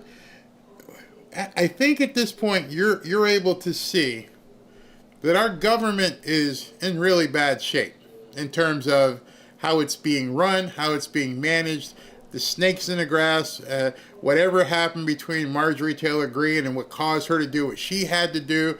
I'm not going to get into that. I really don't care because somebody quit. That's it. You quit. I don't have to talk about you anymore. However you were disgruntled, I wish Rand Paul would do the same thing. At least MTG did the good stuff. She left. I'm done. Excuse me. For whatever reason, she's done. That being said, there's some things going on in Washington that are being reported, and I would love to ask Monica about this, but I'm wondering if I should wait and let her look at this with me because it's kind of important. I think I'm going to wait. She's here in 15 minutes, and I don't want to jump ahead. So let me jump ahead with this. Hold on. All right, let's talk about this. What do I got for you? This. Wait 1 second. All right. President Trump said this. Despite the massive amount of money being made by the United States of America, hundreds of billions of dollars as a direct result of tariffs being charged to other countries, the full benefit of the tariffs has not yet been calculated, and that many of the buyers of goods and products, in order to avoid paying the tariffs in the short term, stock up by purchasing far more inventory than they use. That heavy inventory purchase is now, however, wearing thin, and soon tariffs will be paid on everything they apply to without avoidance, and the amounts payable to the USA will skyrocket. Over and above already historic levels of dollars received, these payments will be record-setting. Remember, he's already been talking about $20 million. $20 trillion. We are already the hottest country anywhere in the world, but this tariff power will bring American national security and wealth, prosperity, bang, da, bada, bing, bada, boom. Never seen before. Those opposing us are serving hostile foreign interests that are not aligned with the success, safety, and prosperity. There it is, 2 words, twice, of the United States. They couldn't care less about us. I look so much forward to the United States Supreme Court's decision on this argument and time-sensitive matters so that we can continue in an uninterrupted manner to make America great again. Thank you for your attention to this matter, President Donald J. Trump. Trillions, tens of trillions. And I find it interesting that what he says is the people who are trying to basically go against this, right here, those opposing us are serving hostile foreign interest. Everything from the boats in Venezuela to the tariffs, anything good for America at this point is being objected to by the Democrats. They don't want us to be a prosperous nation. That's why all this home buying crap has come up. They're amplifying all kinds of messaging about how people can't afford houses. It's all crapola. And so now we're about to get into the most amazing period of prosperity by not having to have these people involved in all of this stuff, and they're freaking out. Because if people aren't dependent on the government, there's no need for the Democrat Party. If there is no SNAP, if there is no welfare, if there is no of the things that you have to pay for, you boomers who are making it bad for everybody else, the messaging has to be coincidental with what we're actually seeing to be true. I'm looking to see if Sean Duffy, here he comes. Let me bring this. We got 15 minutes, so let's listen in. Good afternoon, everyone. I'm here with the acting administrator, the administrator of the FAA, Brian Bedford. Sorry about that. That's okay. You know, it was in my head for a while. No, you don't. Always our great administrator. I want to talk about our holiday travel coming up. We're going to have a busy road, rail, and air as we come into this Thanksgiving season. Just want to run through some of the numbers that we're seeing and what we expect as we look forward to the next week of travel. So by car per AAA, we anticipate seeing 73 million Americans hitting the road this Thanksgiving season.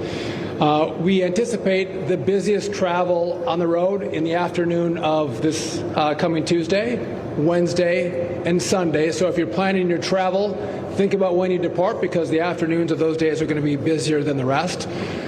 This travel season by car, we have incredible gas prices, on average 3.2 cents a gallon. So if you're going to travel by car, you're going to be able to put gas in your vehicle at a very affordable price. On top of that, if you're flying and you need to rent a car domestically, our car rental prices are down by 15%. So it feels very good where we sit with the president's economy and what he's done with regard to his energy independence push and energy dominance push. In regard to rail, we anticipate there will be 1.2 million passengers this year by rail, a very big number. In regard to air travel, this is going to be the busiest Thanksgiving that we have on record. And I think you all might note that it seems like every Thanksgiving, every Christmas, every 4th of July seems to be an announcement of record travel. I'm going to come to that in a second. But this week there'll be 31 million passengers flying by air as we look to the week. That's per the airline industry. Tomorrow will be the busiest day. There'll be 52,000 flights tomorrow as Americans board aircraft, fly across the country. Maybe they're going to go to sporting events, they're going on vacation, or hopefully they're going to spend time with their families. Now, we anticipate there's going to be solid staffing in our towers and TRACONs and centers throughout the airspace. And that's different than what we had over the shutdown. But we do have some weather in the forecast. I'm not a weatherman, but if you look out to the Seattle area, in the Midwest, the Great Lakes, we are going to have some weather. And so if you are traveling by air, I would just ask that you stay in touch with your airline or update your apps so you know if your flight has been delayed or moved at all as you're planning to come to the airport. Always great to stay in touch with the airline that you booked with. Just real quick, I want to touch on a couple of other issues. During the shutdown, 44 very long days. It went pretty well at the start of the shutdown, but in the last couple of weeks of the shutdown, things became very challenging in the airspace. Many of you reported on it. We had significant delays and cancellations.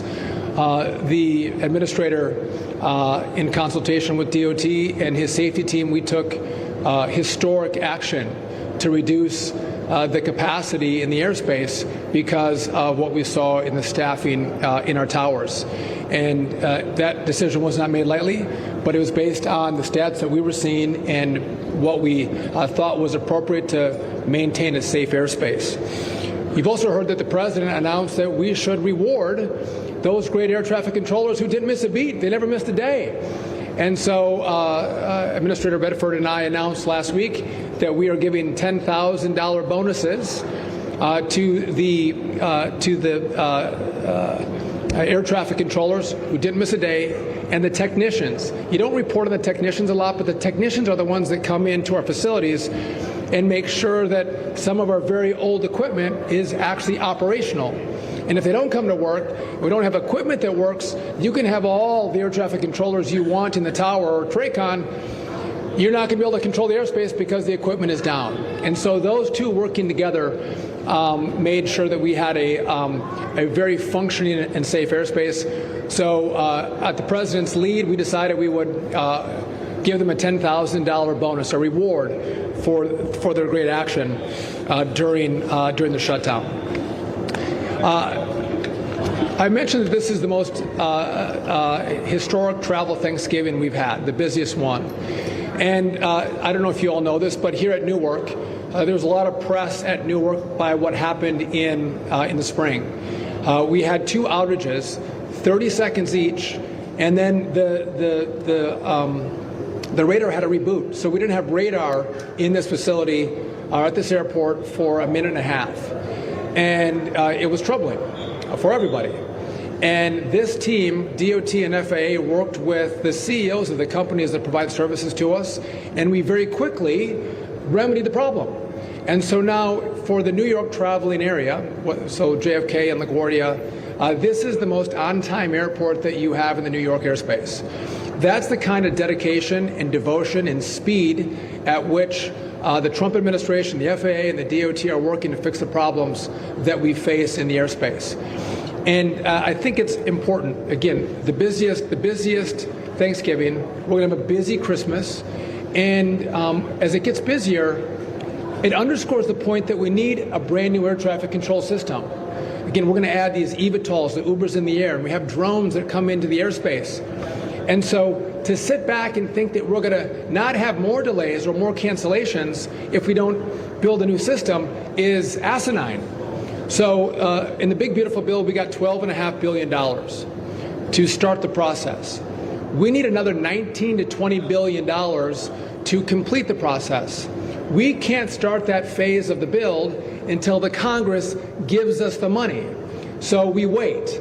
And the longer we wait, the more time it takes. And so I would just encourage all of our House members and senators to look at what the FAA needs to build this system the right way that Americans can be proud of and send that money to us. And a lot of us have talked about politics, and there's a lot of blame that's sent one way or the other. This is an issue that everybody agrees on. It's not Republican, it's not Democrat, it's not conservative, it's not liberal. Everybody agrees that we need the money to make sure we have the best-in-class air traffic control system.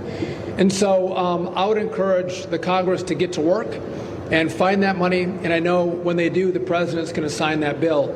But I bring that up because if we want to have less stories about delays and shutdowns, let's actually do the work to fix the system that oftentimes is causing those delays and those cancellations. And that is building a brand new system, and we can't do it again without Congress's help. I do want to pass it off to our administrator, who has done an absolutely fantastic job at the FAA, working massive hours with his team as we were navigating the risks in the airspace during the shutdown. And he's hit the ground running. He was confirmed this summer, but I couldn't ask for a better teammate and partner as we've gone through this process. I'm going to give you Brian Bedford, Administrator of the FAA. Thank you, Secretary Duffy, and good afternoon, everyone. Thanks for joining us today. Well, as the Secretary's already pointed out, it's going to be a busy week for us. The airlines, the travel sector in general, airports, TSA, FAA especially. For us, this week is our Super Bowl. And I'm here to tell you we've got a great plan. We're past the lapse. Controllers are back at work. They're excited to be back on the job. They're excited to be compensated to be back on the job. So we're all thrilled that we're happy to tell you we've got a great plan. The Secretary mentioned there's some weather in the forecast, but please be confident that the folks in the towers and in the TRACONs and the en route centers, they have a great plan, lots of different strategies we run to manage traffic safely and efficiently in all conditions. So again, we're very happy to be back. We're looking forward to an extraordinarily successful week of travel for the literally tens of millions of Americans that will be flying this week. Safety, of course, is our top priority, and every decision we make is built off of that foundation. And I just want to assure the traveling public that we're ready and we're able to get the job done. So again, please know you should fly with confidence. Of course, I would tell everybody to, use some common sense, right? We want to make sure that you're consulting with the TSA website, that you're packing smartly. You don't have to bring everything with you, right? So pack so that you can get efficiently through the airport security. Want to encourage folks to come early. It will be busy, so the earlier you get there, the less stress that you're going to have. And of course, we hope we have everyone treating one another with respect. So follow the golden rule. I will tell you, however, that we will not hesitate to utilize our enforcement authorities if anyone is causing any problems in the airport or on aircraft. So any intimidation, any threats, any misbehaving on board aircraft, not listening to the pilots or the flight attendants, that will be pursued vigorously through my office. So again, I want to wish everybody a great Thanksgiving holiday. Fly with confidence. We look forward to serving you this week. Thanks so much. We'll take your questions in a second. Just want to reiterate, if you're, I fly a lot and I've had delays, I've had cancellations like many of you, but if you are delayed or you're canceled, know that it comes from a place of your safety in mind. If it's weather, if it's mechanical, if it's air traffic control, staffing issues, those are the factors that are considered as those decisions are being made. And again, it's strictly based on safety. And again, we want you to get to where you're going, and so safety is paramount. The administrator mentioned civility. Some of you might have noticed that we've launched a civility campaign. And I think it's important as we travel that we think about not just ourselves, not just our families, but we think about those who are around us. And we call our better angels.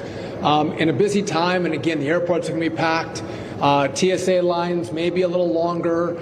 And as you might not be able to find a seat as you're by your gate because of the number of flights that are going out or coming in. But I think we have to think about how do we do a better job? How do we, maintain maybe some of that frustration we have as we travel this Thanksgiving season?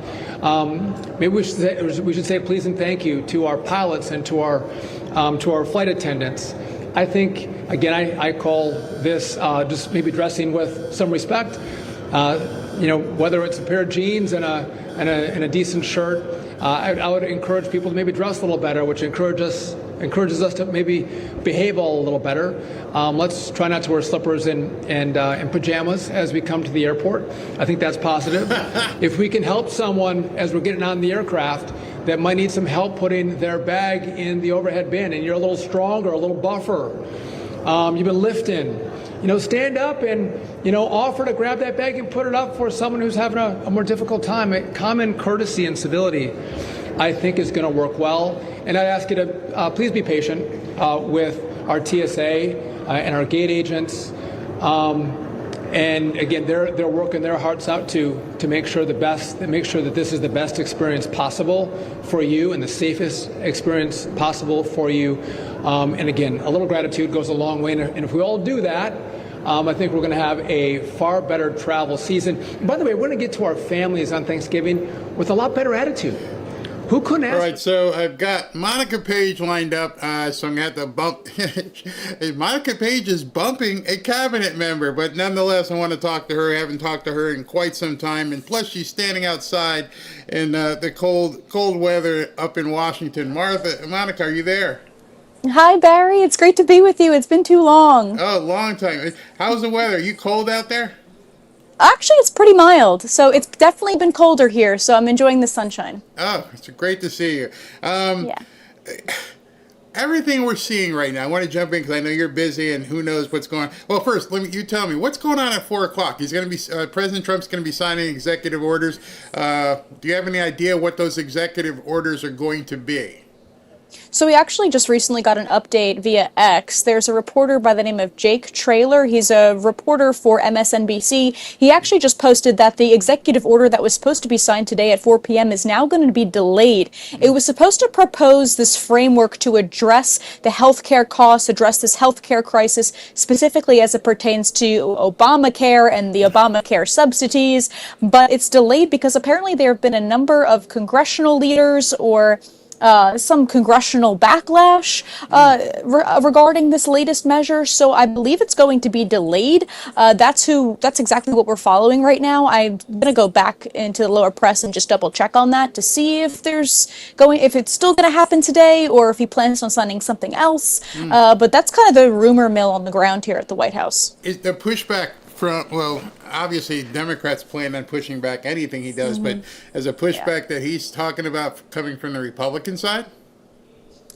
They haven't said. Apparently, there's a couple of congressional leaders that aren't too thrilled with the proposed framework. So that's according to a couple of White House sources that this reporter, he's citing. But we don't know who it's coming from. We don't know who exactly these people are. But I'm sure we'll learn more in the coming days or maybe even the coming hours. So I don't know if you've seen it. I just got it. Ashley sent it to me. Pete Hegseth and the Department of War have responded in regards to this whole sedition thing. What is the word around the White House and the Capitol in regards to this stupid video these guys put out? Yeah, the Seditious Six. That's a great nickname. Well, of course, we heard from the press secretary last week, and she just called out the absolute insanity of what's been happening here. why are you telling our military members to not comply with the president's orders? I mean, clearly this is a whole different level of justice. This is a whole new level of who you want to follow, whose rules you want to follow. This is the president of the United States, the president that the people elected. You follow the rules. So apparently this Arizona Senator Mark Kelly is specifically coming under fire because he's been one of the many, like half a dozen who's been saying, listen, don't listen to the president, listen to me, this is what we're going to do. Who do you think you are? So I think it's going to be interesting to see how this comes to fruition. It's going to be interesting to see how the president handles it as well, and where they go from here. But I would like to see those members booted from their positions. Who are you to defy the president of the United States? You're not a true member of this country if you want to defy the leader of the free world. That's not what we're about. Well, is that even possible to get? I mean, I guess when you say off their positions, you're talking about different committees. Is that even possible?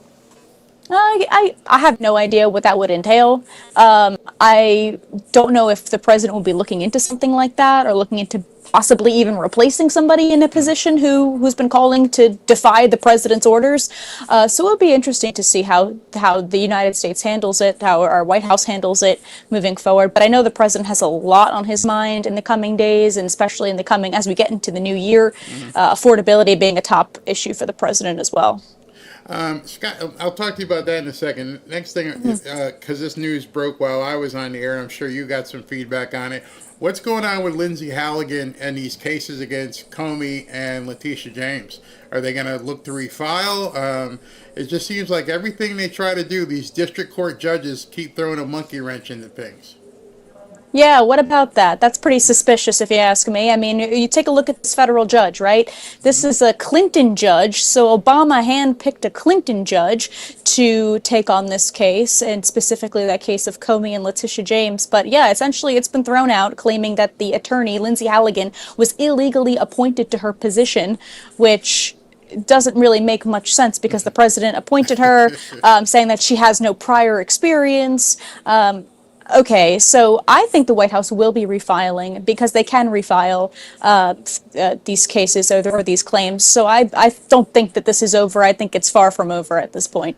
Who would be taking it? Judge Janine? I mean, I understand she's in the Washington district. I'd love to see her jump in there. I'd love to see that too. I just wonder who they haven't. Reason why she was a temporary appointment is that, from what I understand, they never confirmed a permanent person in that office. Is that true? Yeah, I think that they're still kind of trying to establish that kind of section of what's going on here at the White House. But what it comes down to is that these judges are weaponizing their power to not only go against the president, but it's clear we have two separate justice systems. One that weaponizes the system to attack its enemies, and one that weaponizes the system to protect their allies. And that's clearly what we've been seeing, and I think the president is going to be cracking down on it. I would love to see Judge Janine here. I think she'd do a fantastic job. I can't think of anybody better, as a matter of fact. No, just set her loose and go crazy. So I don't know if I'm going to put something on the screen. I don't know if you'll be able to see it from where you're standing. But do you know who this guy, Jake Sherman, is? I don't think so. All right. It says Jake Sherman is, he's a founder of Punchbowl News. So I'm not sure who the heck Punchbowl is. It's left wing. Okay, so this is probably BS. He's saying that he's hearing over the weekend that, this quote here, the entire White House team has treated, quote, all members like garbage, and Mike Johnson has let it happen because he wanted it to happen. That is the sentiment of nearly all appropriators, authorizers, hawks, doves, rank and file. The arrogance of this White House team is off-putting to members who are running roughshod and threatened. They don't even allow little wins. And he goes on, and then he says more explosive resignations are coming. It's a tinderbox. Morale has never been lower. Mike Johnson will be stripped of his gavel, and they will lose the majority before this term is out. What do you make of that? I have no idea. I have no idea what to make of that, Barry. I mean, the rumor mill can churn as much as it wants, and it's interesting because, of course, people can speculate the timing of which Congresswoman Marjorie Taylor Greene is stepping down, but, I mean, there have been a number of instances that the mainstream media, not only like somebody like Punchbowl News, who barely anybody's even heard of, but also CNN has just gotten wrong about this White House. And unfortunately, the press secretary has had to quote post or quote tweet multiple times that this is just fake news. Like, you don't know what's happening inside the White House. And who are these quote unquote sources that are telling you and feeding you this information? Are they reliable? Are they just hearing from a friend that, people are having bad days at the White House, which happens, I guess, from time to time, right? So I take everything that I hear from people with so-called sources, especially from somebody from Punchbowl News, I take it with a grain of salt. Will there be resignations in the future? Perhaps, probably. I can't predict that, but I mean, they're bound to happen. And honestly, I think resignations should happen far more, especially when it comes to term limits. I think term limits should be happening and should be instilled on the Hill more than anything, actually. You mentioned Marjorie Taylor Greene. What is the fallout like from a media perspective surrounding Marjorie Taylor Greene? Well, it's an interesting question because I personally, as a person and also as a friendly reporter to to this White House and also to somebody like Marjorie Taylor Greene, I have a lot of respect for her. I'm kind of feel like I'm put between a rock and a hard place because I love what this president is doing. I did love what Marjorie Taylor Greene was trying to do, but unfortunately, I think the president just feels burned, maybe one too many, 2 times. And it wasn't just one instance, I don't think. I think there were multiple instances piling up. I mean, when you're out in a press gaggle on the Hill with pictures of President Trump and Jeffrey Epstein and signs that say Trump is a pedophile, like, how do you not know how that makes you look? That's not really a good look, especially someone who's supposed to be a friend, somebody who regularly is in touch with the president. It's not a good look. And unfortunately, it really is sad that it has to be this way. I'm very upset about the backlash that she's getting, specifically the threats made to her and her family. I'm very good friends with her boyfriend, who's the White House correspondent for Real America's Voice. He is fantastic. He's been by her side for as long as this has been going on, and obviously for a longer time than that. But so he's seen firsthand, kind of this relationship sort of crumble. I'm hoping it can be salvaged at some place or another at some time, but unfortunately, it just doesn't look like that right now. And her boyfriend has always been a very strong vocal supporter in the Oval Office when he's asking questions. What's his mood like?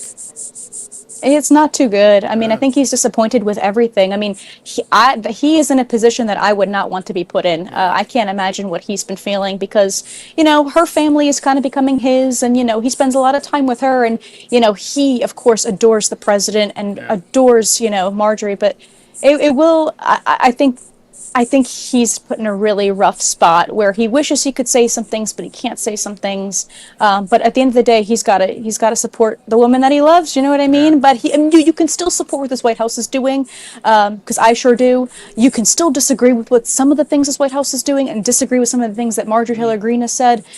This is America. You can disagree. But at the end of the day, I am passionate about both of these wonderful people and what they're trying to accomplish. They both have the same common ground, which is just to make this country better and thriving for everybody. You mentioned Marjorie Taylor Greene standing out in front of those signs and saying what she did. Did that all just disappear? It seems like it was all for naught. That there's this big uprising about release the files, and now it's like crickets. I mean, are you hearing anything? What has happened? It's so ridiculous, Barry, because things like this come and go. Like, they come and go in the news cycle. Like, 1 week you won't hear a thing about the Epstein files, and then give it maybe 2 weeks, and then somebody will spark something online, which will be like, okay, release the files again, do it again. Like, but we need more news about this. We can't let this die in the news cycle. And I know the president gets asked this a lot, and he just signed that bill to make these files transparent, which is a great first step. But I mean, for those, especially those who want to see transparencies in this specifically, I don't know. I mean, this is something that I think is going to follow the president, unfortunately, over the next 3.5 years if we don't get more news about it. But I mean, where was this under Joe Biden? Why didn't we talk about this under Joe Biden? And that's where it gets really suspicious.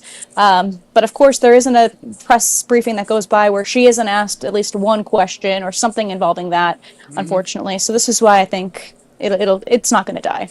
You mentioned press briefing. Are we going to get one before the break, or are we not going to see anything you guys in the press room anytime until December 1st or so? I don't think we're getting a press briefing this week. That's my hot take. That's my prediction. I think, well, tomorrow we've got the turkey pardon, which is going to be great. Although we are getting a lot of rain here tomorrow, so either they might move it inside, or they might decide to keep it outside if the rain and the weather permits. But the president is on travel to Florida this upcoming week as well. So I think from the turkey pardon, he'll be heading down to Florida. He'll spend Thanksgiving at Mar-a-Lago. He'll make a couple of phone calls to our service members as well as you know, each president does every year, but he'll be remaining in Florida for the rest of the week after Tuesday or Wednesday. I'm actually waiting for him to do something else, because usually he does it. He doesn't tell anybody, but I wonder if he's going to get in a plane and fly someplace and actually, you know, be around some troops. Well, they're not going to disclose that, obviously, but I would love to see that. I would love to see him. I don't even know where people are stationed right now where it would be a good place to go, but maybe on one of the ships out in the Caribbean, do something. Yeah, that would be so funny. But we do know that the First Lady and the Second Lady, Usha Vance, are going to be traveling to Joint Base Andrews on, I believe it's December 1st. They'll be spending some time with some military families out there around noontime Eastern, where they'll be, you know, thanking our troops, making sure they feel special before Christmas time. So that's something, again, very special that this administration's doing. But it would be great to see the president, especially in front of some of those bombed ships carrying fentanyl, or those narco-terror boats. That'd be quite the scene. Especially with all this seditious talk. This would be a perfect time to go, look, I'm here with my boys and ladies. So, Monica, what's Thanksgiving look like for you and your husband? You guys going off someplace, or are you bunkering down in Washington? So unfortunately, my husband will be here in DC still working because he doesn't have that much time off for Thanksgiving, but he'll have time off for Christmas. I'll be heading back to my hometown in New Jersey, traveling. I don't know if you have heard the news, but we'll break it here on the Barry Cunningham show. But I am 5 months pregnant. Oh! And hold on. It's funny you say that, because your headshot, you can't see anything, and as a guy, I wasn't going to bring it up. Hey, by the way, tickety tock, anything happening? And so congratulations, absolutely congratulations. You're 5 months. Thank you. Oh wow, that's fantastic. Yep. So due date is in April, and it's going to be a boy. Oh, it is good. Oh, wait a minute, double clap up there. So good. Congratulations to both of you guys. Must be completely excited.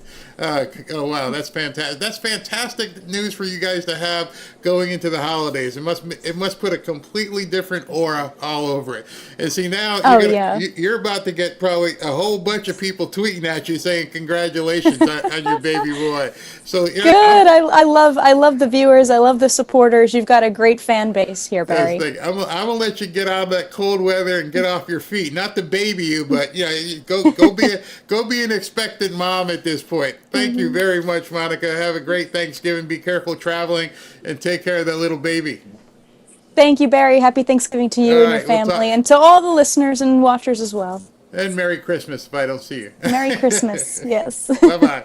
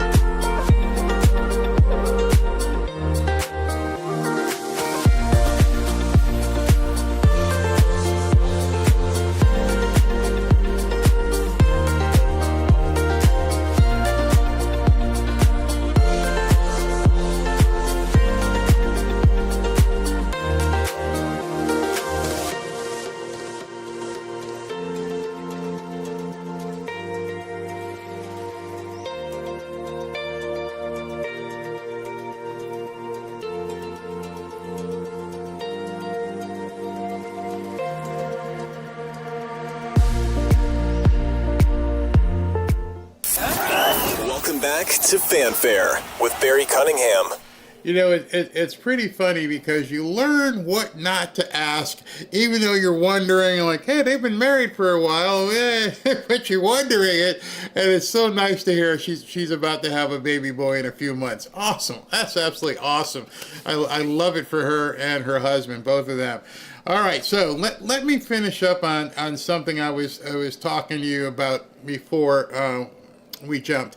Actually, yeah, let me finish up with that. So I was showing you President Trump where he was talking about the tariffs, and those opposing are basically serving hostile interests instead of those for America.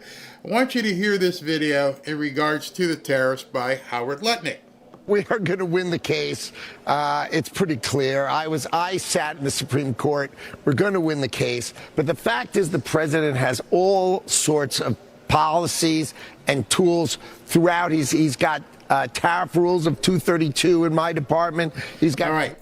See, what he just said there, for some of you guys who may not know, is he's not going to be waiting on the Supreme Court to approve or disapprove of the tariffs. He understands how big of a deal this is going to be if the Supreme Court, for whatever reason, decided not to approve the tariffs. So he's talking about using a 232 rule to keep it going.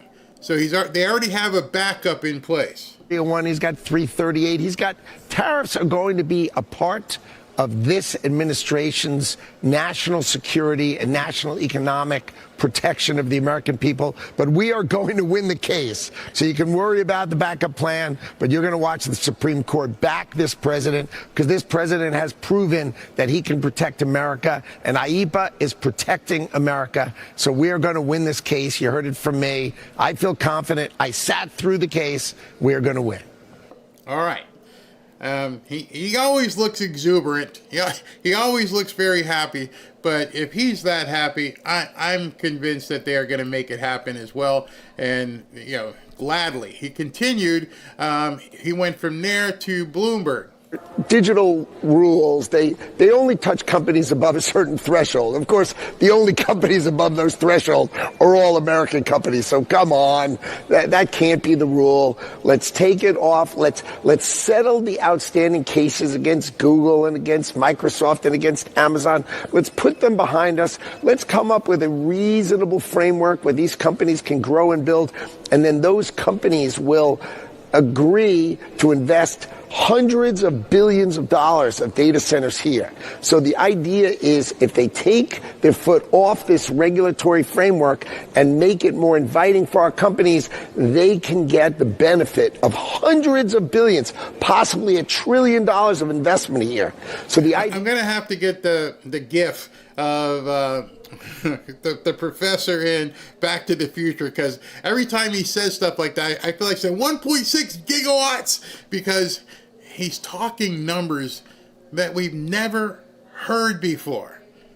And part of the reason why I think enough people aren't understanding tariffs is because they never have had this kind of access to seeing what a tariff could do, because nobody has ever done it. Tariffs. We're going to be so rich.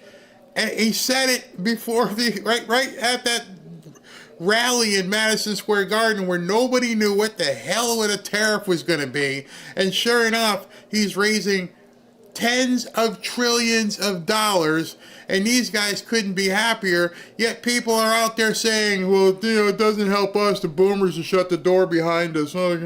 I'm trying to convince them that winning the way Donald Trump is winning in America is the way to go. Look at America. Look at these growth rates. Come on. Do you realize our investment in AI CapEx last quarter exceeded consumer spending in America? We had 3.8% GDP growth. We're going to grow. All right, stop, Howie. You're talking too fast. People aren't understanding. What do you mean CapEx? What do you mean all this spending exceed? What it means, very simple terms. Let's just say it. We're making money. We're making a lot of money, and it's not just the people up here. Because every time somebody does a CapEx, capital expenditure, which you're going to see a lot of in the next 60 days, What's a capital expenditure, Barry? All right, so you're in the construction business. Hopefully you got Americans working. And there is a benefit for you to go out and buy, lease, or whatever, a new fleet of trucks, a new fleet of vans, because you can now do all kinds of things with your capital expenditures. Well, Barry, how does that help me? Well, maybe not you personally, but there are people who make these vans and trucks who are going to get orders from FedEx and UPS and Joe's Plumbing. I need 20 trucks. Well, guess what? That's people still working, making money. And that capital expenditure that is going to be a boon for people over the next 60 days. Watch what happens. Watch how many companies understand, wait a minute, I can buy stuff? What can I buy? Well, I can buy a new copy machine, a new espresso machine, new chairs, new desks, do something with the studio. You see where all this is heading? There's a reason why I'm revamping right now. Why out there is a big studio that's being put together. It's called, even on my level, capital expenditure. Guess what you can do with a capital expenditure? Well, maybe Amazon and UPS can hire more guys to bring the boxes, because it's been box after box. Every time I go outside, there's more boxes sitting out there that I've ordered. Why have I ordered? Why am I doing all this right now? Because you can write it off. Now, you may not be in a position to write things off, but I'm pretty sure the guy who's delivering stuff right now is, makes a lot of sense. I'm working my ass off. Yep. You're delivering all kinds of boxes. Yep. You're going to the business parks and industrial centers, and your truck is full of stuff. You may look outside wherever you live and like, man, there's more Amazon trucks lately. There's more UPS trucks lately. Why is that? Capital expenditures. In your own company, whoever you work for, you may see the delivery dock, just trucks lined up. Hey, we're getting all these new desks. We're getting new lights and new cafeteria stuff. Capital expenditures. People who aren't doing capital expenditures may not know, but you are going to benefit because obviously people are spending money. At that point, they can refurbish and do all kinds of things. I'm just being completely honest with you. The reason why that out there is becoming a huge studio with 5 or 6 different monitors and all kinds of things and new computers is because of this time you get to write all that stuff off. So he's saying it very quickly, but I am proof that it does trickle down to even the small business person. You don't have to be IBM. You can be me. You can be somebody who's doing what I'm doing. Like, you know what? I could use more lights, a new camera, a new computer, and a bunch of screens and all kinds of... Now you understand what's going on? And yet people are screaming, oh, there's no money. We're broke. Yeah. 4%, and next year we could grow over 5%. You gotta embrace what's coming. The AI world is coming. Come on, embrace it. That's what we're here doing, trying to bring and make our deal with Europe, which was a great deal done by Donald Trump. Let's make that deal better. I almost think that people on X are talking about things being bad to try and convince other people that it's bad. We're not looking at a virus of bad. We're not looking at a malaise affecting half the country being poor. We're not looking at something that has infected America. Yes, there are going to be people who are not doing as well as you. And obviously in this time of year, this is when we need to be giving back. We need to be doing what we can to help other people. We're not making them live off of it. But hey, listen, if we can buy some turkeys, let's buy some turkeys. By the way, tonight I'm going to talk to you about AOC and her turkeys. That's pissing me off about the Republicans. I am actually going to applaud AOC tonight. You won't understand why till you tune in, but it pissed me off when I see what she's doing, and I'm watching these lame... you letting her take this period. This is Christmas. This is Thanksgiving. Don't let other people take the sunshine for this. And I'm a full, Robin always says when you give, don't broadcast when you give, just give. And we do that as well. I mean, we're also giving away, silver, and we're giving away hats soon, and we're giving away a trip fishing, which, by the way, she went fishing last weekend. Killed it. But there's stuff you do privately that I think means more than the stuff you see publicly. But I don't see the Republicans doing it. And she's getting all of it, man. But anyway, capital expenditures. That's what that stuff is all about. I'm gonna break out. Somebody mentioned about about me breaking out. You won't even I'm gonna have the Santa hat. We're gonna have some fun. By the way, let me run that again so you guys know. Hey everybody, Barry has a couple things to let you know about. Fanfare is giving away a free fishing trip. We're going to fly you and a guest down to South Florida for a 3-day, 2-night getaway. You'll go on a deep-sea fishing trip with Robin. And Barry and Robin will take you and your guest out to dinner. To enter to win, go to fanfareshop.org/fishing. It's easy and it's free to enter. Second, if you'd like to join our private group on X, go to fanfareshop.org/group and join 18,000 fellow patriots. It's a safe space for patriots as it's curated and moderated. Again, that's fanfareshop.org/group. One more thing, if you'd like to be a part of the show, submit a 60-second video by going to fanfareshop.org/submit video. Last, but certainly not least, if you'd like to request a free Bible, please go to fanfareshop.org/Bible. We have a long list, but we're getting them out as soon as we can. Again, that's fanfareshop.org/Bible. Thanks for being a part of the Fanfare family. Now back to the show. All right. So, by the way, as Howard was talking about AI, and as I talked to you guys about AI, you just saw me using AI. That voice that you heard, it doesn't exist. That's just AI who gave me the opportunity to get a break so that I could, create that and have that as a break, and at the same time explain things to you guys. All right. So, let's see here. I was going to explain to people who wanted to know about capital expenditure, and I figured I would do this. We have Caroline Levitt getting ready to come on television, so I'll jump to that. Man, okay, let me just explain to you guys what I'm doing.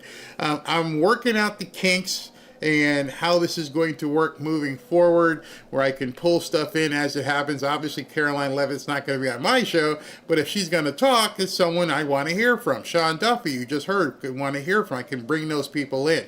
But before I do that, let me tell you about capital expenditure. I think I explained it well to everybody already, but let me just so you guys can see it as well. Hold on one second. The official definition, so you guys can understand why this time of year is so important. Capital expenditure, CapEx, as Howard said, is money a company spends on acquiring, upgrading, or maintaining long-term physical assets like property. Who bought a house recently? Buildings, equipment. Unlike operating expenses, which is payroll and that kind of stuff, which are for daily costs, CapEx is a long-term investment that appears on the balance sheet and expense over time through depreciation. CapEx involves adding the change in property, plant, and blah, blah, blah, blah. So you can actually go look up CapEx and understand what it is. Also, further, it says, what does CapEx include? It includes real estate, purchasing land or buildings, equipment, machinery, computer, furniture, cameras, microphones, monitors, TVs, vehicles, companies, cars and trucks, infrastructure, upgrading electrical systems, software. Boom, that's a big one, software, and acquisitions, buying another company. So when he's talking about CapEx, that's what he's trying to explain to you. They have made it through the big, beautiful bill that you can basically deduct so much of that stuff, and it gives you the ability to grow your company by acquiring stuff or buying stuff, which then that company you're buying it from makes money. So when people are saying things aren't affordable and they can't do this and they can't do that, let's understand specifically what they are talking about.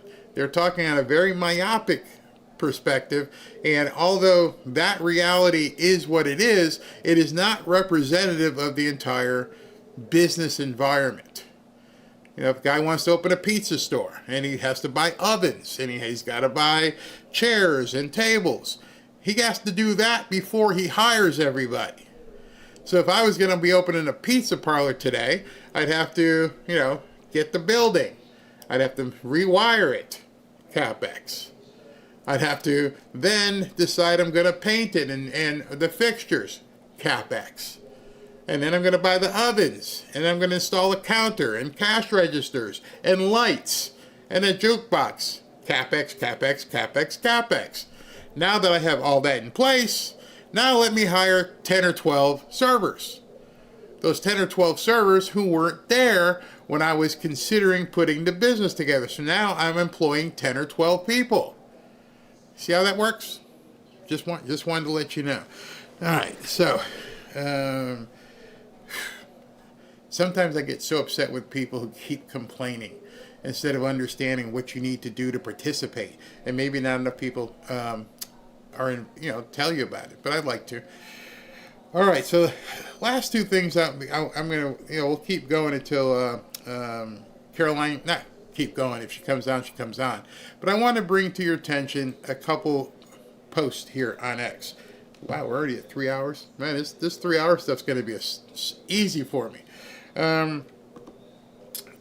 Department of War official statement. It's kind of long, but let's go through this. The Department of War has received serious allegations of misconduct against Captain Mark Kelly. In accordance with the Uniform Code of Military Justice 10 U.S.C. 688 and other applicable regulations, a thorough review of these allegations has been initiated to determine further actions, which may include a recall to active duty for court-martial proceedings or administrative measures. Uh-oh! Uh-oh! You don't get to go to a district court, loser! You're going to get recalled back to active duty so they can string you up. Now what you going to do? Yeah, you're at the FO stage of this FA that you were doing. Wow. Wow. Wow. Oh my goodness. Let's see. A thorough review of these allegations has been initiated to determine further action, which may include active duty for court-martial.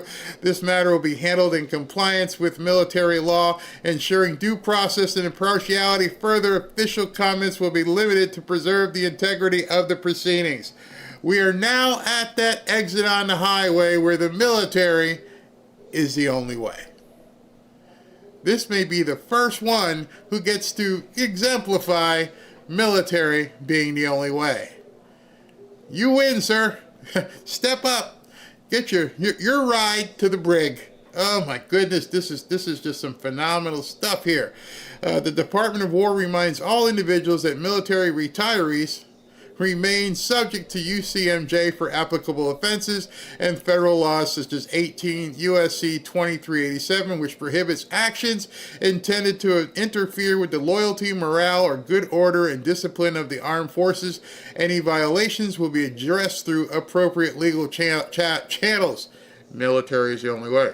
All service members are reminded that they have a legal obligation under USCMJ to obey lawful orders and that orders are presumed to be lawful. A service member's personal philosophy does not justify or excuse the disobedience of otherwise lawful order. Oh, Mark, bend over, baby. Bend over, baby. You just stepped into a huge bear trap. We've been saying military is the only way, and you're giving him the ability to do it. Pete Hegseth followed that up by saying this. The video made by the seditious six, as Monica called them too, was despicable, reckless, and false. Encouraging our warriors to ignore the orders of their commanders undermines every aspect of good order and discipline. Their foolish screed sows doubt and confusion, which only puts our warriors in danger. 5 of the 6 individuals in that video do not fall under Department of War jurisdiction. 1 is CIA, and 4 are former military but not retired, so they are no longer subject to the UCMJ. However, Mark Kelly, you're a winner. You win. Mark Kelly, retired commander, is still subject to UCMJ, and he knows that. As was announced, the department is reviewing his statements and actions, which were addressed directly to all troops while explicitly using his rank and service affiliation, lending the appearance of authority to his words. Kelly's conduct brings discredit upon the armed forces and will be addressed appropriately. Oh, it hurts, Mark. It hurts. Oh, my goodness. That alone should make him... I'm sure he'll be on television. Oh, they're signaling me out. Yeah, they are. Yeah, that's going to be okay. We're going to single you out at this point. Oh my goodness. This is absolutely nuts. Oh my God. Go Pete. Oh yeah. Oh my gosh, that's just what I said earlier. This video is that they need to let the military courts handle this. Let me just make sure I show this again, because in case you didn't know it. President Trump posted this. President Trump posted, "Nothing can stop what is coming." And yet you'll have people in the media and people like Mark Kelly and others crying that he's abusing his authority and he shouldn't be allowed to do this and blah, blah, blah, blah, blah, blah, blah. Do it. Please do it. He stepped into a pile that stink ain't gonna be able to wash off his shoe. I've never been in the military. I'm gonna have to contact my brother or somebody here, and how bad this can actually be. How bad can this actually be that he can be basically prosecuted in a military tribunal? We have a front row seat. Oh, I wish they would televise all of it. Interesting, because wasn't everyone of those in the military? I think we're a couple of Yeah, he just explained it. Pete just explained it in a post in terms of who's basically under that jurisdiction. Wow. Military and Trump are coming. I really firmly believe that.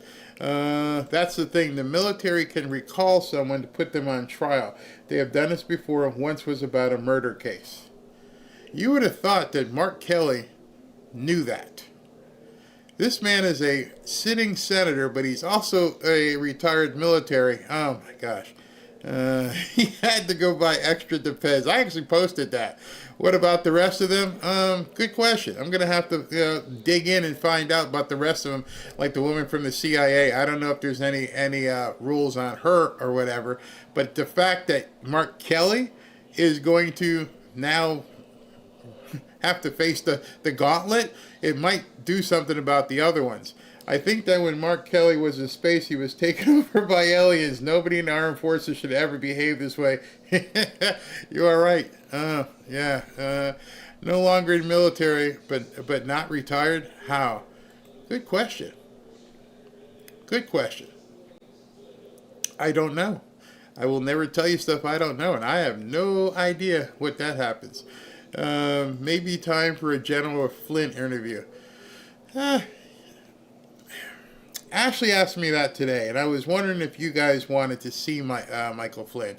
There's been so many people talking so much trash about President Trump. We really have to be careful about who we bring on the show, because so many of the people that we have spoken to over the last year, so many of them have become almost like persona non grata, that you have to wonder what is going on with these people in their head? What's their headspace? And so the other day, General Flynn posted something about Trump's not playing 5D chess. This is all he's got. I don't know what he meant by it, but I was like, should we bring him on? I don't want to have a contentious interview with somebody like General Flynn. Yeah, Mark Mitchell and we kind of, shadow box per se, but I don't want to do that with General Flynn. I mean, I respect the that he's a general, and I would hate to get into a position where I'd have to tell him, dude, you're dancing here. But we say, somebody said, brain parts, baby. No Flynn. Whew, somebody already said no Flynn. Somebody says no. Oh, I got a couple no Flynns, and somebody else said bring it. I think I'm waiting to see if Caroline Leavitt is going to be coming on. Oh, there's a lot of people here saying no. No. I don't. Yeah, I agree. Don't do that. See, this is what happens. People get on X and they run their mouth against. I mean, it's okay for people to have opinions. I'm not saying we are in a position where you can't have an opinion or any thought about things with President Trump. You can't be adversarial, but at the same time, the context of what you say, I think, matters to people. They're looking at you as a leader, and maybe I could talk to Michael Flynn and just ask him about what we're seeing right now with Mark Kelly. Actually, maybe that's something we could talk to him about with Mark Kelly, or we can talk to him about other types of military tribunals, or maybe we can find someone who's not been trashing Trump. I don't mind talking to people who have different opinions, but it's kind of weird. G. Fisher says he's truthful. Okay. You just put new winds in my sails. Well, I'm just showing you what's out there. I am proud of the military because they stand proud for the United States and not turn their backs on us. So thank you for all the military people out there. Maximus says, never underestimate Flynn. He knows where all the bodies are buried. True. I would have to ask him. Yeah, ask them why they short fused. We could ask those questions. I can tell you one thing. I guarantee you, unlike some people I've talked to, if I ask General Flynn a pointed question, I better be ready because he's going to fire back. He's not going to say, I don't know. He's not going to say, well, I don't have any data. No, he's going to rip me a new one. So it's maybe it's what I need. Hey, General Flynn, what the hell are you doing? Why are you saying this? Well, Barry, you're an idiot. Okay. I'd have to take it from him. He's a general. Flynn, somebody goes, Flynn is a top general. Kelly is a barking dog. Key figures should be cautious about their choice of words. Absolutely. Here we go. Let's listen into this. I think this is where she's coming up. Hold on. Orders in what President Trump says amounts to sedition. White House Press Secretary Caroline Leavitt here exclusively next. Once you say... All right, so she's coming up. So this should be very interesting. Very interesting that she's going to be coming up and have something to say. So, okay, we'll work that. Toy says, I would love to hear what General Flynn has to say. Don't play with the Bears. You guys, I would love to hear. Barry asked them if they have refused orders when they were in the military. That would be a great question. That would, I would wait on Flynn, as he might be saying disinformation. I didn't think of that. He could be deflecting so as to set a disinformation trap. That's very, very good idea there. Very good. But you would know based upon the type of questions he answers and doesn't answer. But it might be interesting. It's very disturbing, everything that's being said. Remember, the Bible says you won't know what's real or not in the end days. Very good. What about Mark Wayne? We will see checkmate soon. I hope so. What about Mark Wayne Mullen? He'd be a good one. I think Ashley has reached out a few times. She hasn't gotten to him yet. I'm looking around.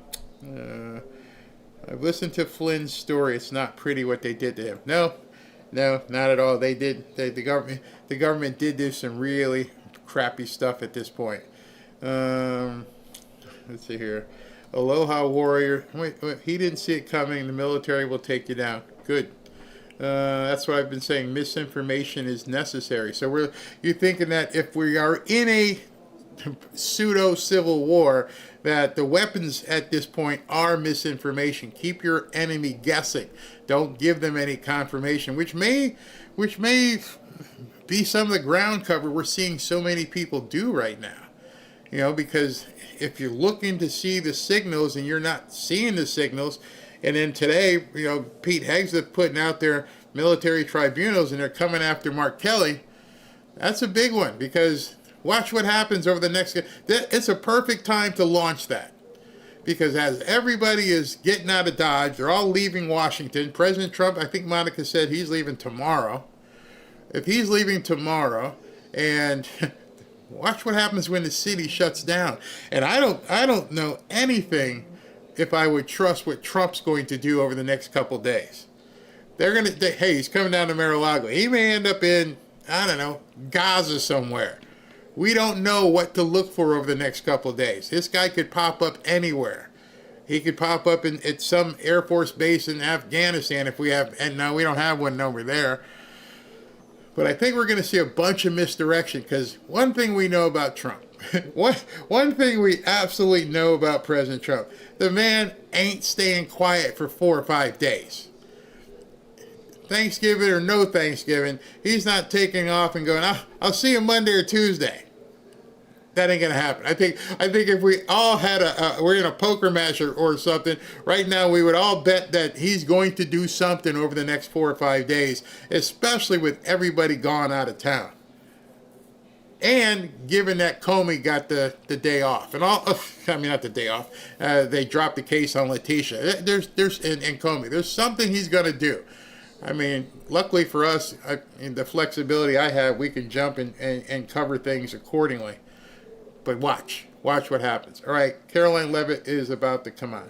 Senator Mark Kelly in that really now very well-known video. Now today, we just heard moments ago that he could be facing a possible court-martial over that video featuring Democrats with military and intelligence backgrounds. Senator Kelly has responded with this, quote, "I've given too much to this country to be silenced by bullies who care more about their own power than protecting the Constitution," he says.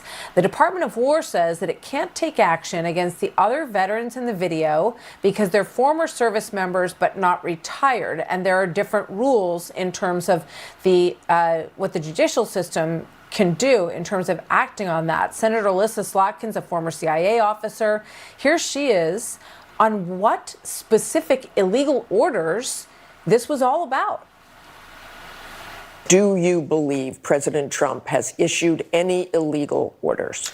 To my knowledge, I am not aware of things that are illegal, but certainly there are some legal gymnastics that are going on with these Caribbean strikes and everything related to Venezuela.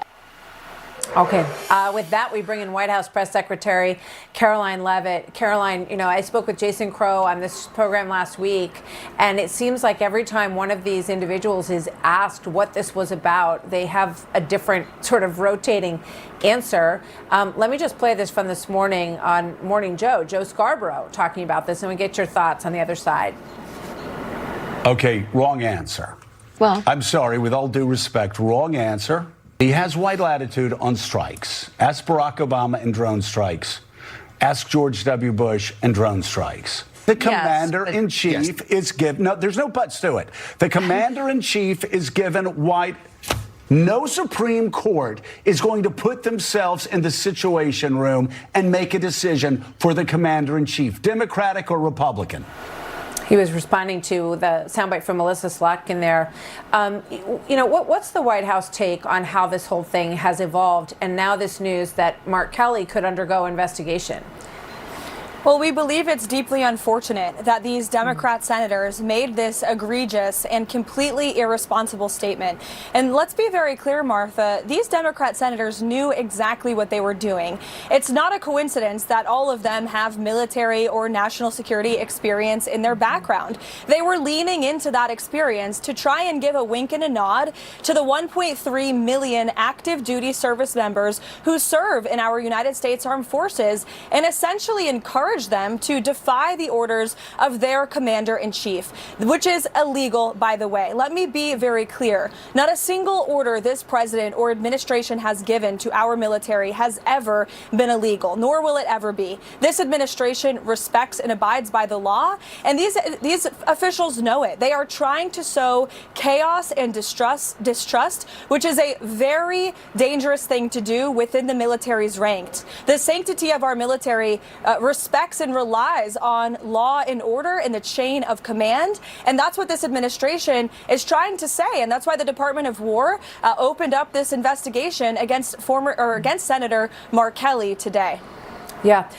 You have to wonder at this point if they retrospectively think this was a good idea or a bad idea, because it doesn't seem to be working the way that they wanted it to. And now they're kind of stepping all over themselves, trying to answer the question of what they were talking about in the first place. But, you make a good point that it sows, they were hoping to sort of sow this distrust. Go ahead, They can't answer the question, Martha, because there is no answer. They can't identify illegal orders because there are no illegal orders. But they were suggesting, again, to the 1.3 million active duty service members in the military today that if you think an order is illegal, you don't have to follow it. Actually, that's against the Uniform Code of Military Justice. It explicitly states, and I want to read this language precisely, that service members have a legal obligation under the U.S. UCMJ to obey lawful orders, and that orders are presumed to be lawful. You can't have a soldier out on the battlefield or conducting a classified order questioning whether that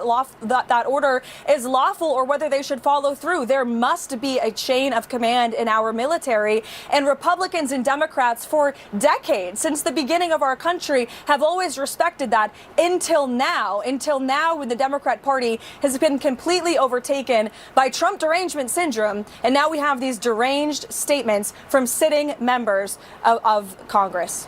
Hey, I want to just quickly get your thought on the president's latest take on how this Ukraine deal is developing. He expressed some frustration on Truth Social about Ukraine leadership, expressing zero gratitude for our efforts in Europe continuing to buy oil from Russia. That sounds like he is getting fed up with this process and wants them to agree to this deal. Caroline, what can you tell us? Well, the president put that statement out over the weekend, and since then there have been very productive conversations between the president's national security team and the Ukrainian delegation. In fact, yesterday, Secretary Rubio, Special Envoy Witkoff were in Geneva, and they were able to thoroughly go through this 28-point peace plan that the United States offered with input from both the Russian side and the Ukrainian side, and they were really able to fine-tune the points. And so now there are just a couple points of disagreement that our teams continue to work through. So the president remains hopeful and optimistic that a deal can be struck. And I think he deserves a great amount of credit for the extensive amount of time and energy he has put into solving this war. He wants to see the killing end. He wants this war to end. And his frustration grows out of the frustration of the American people.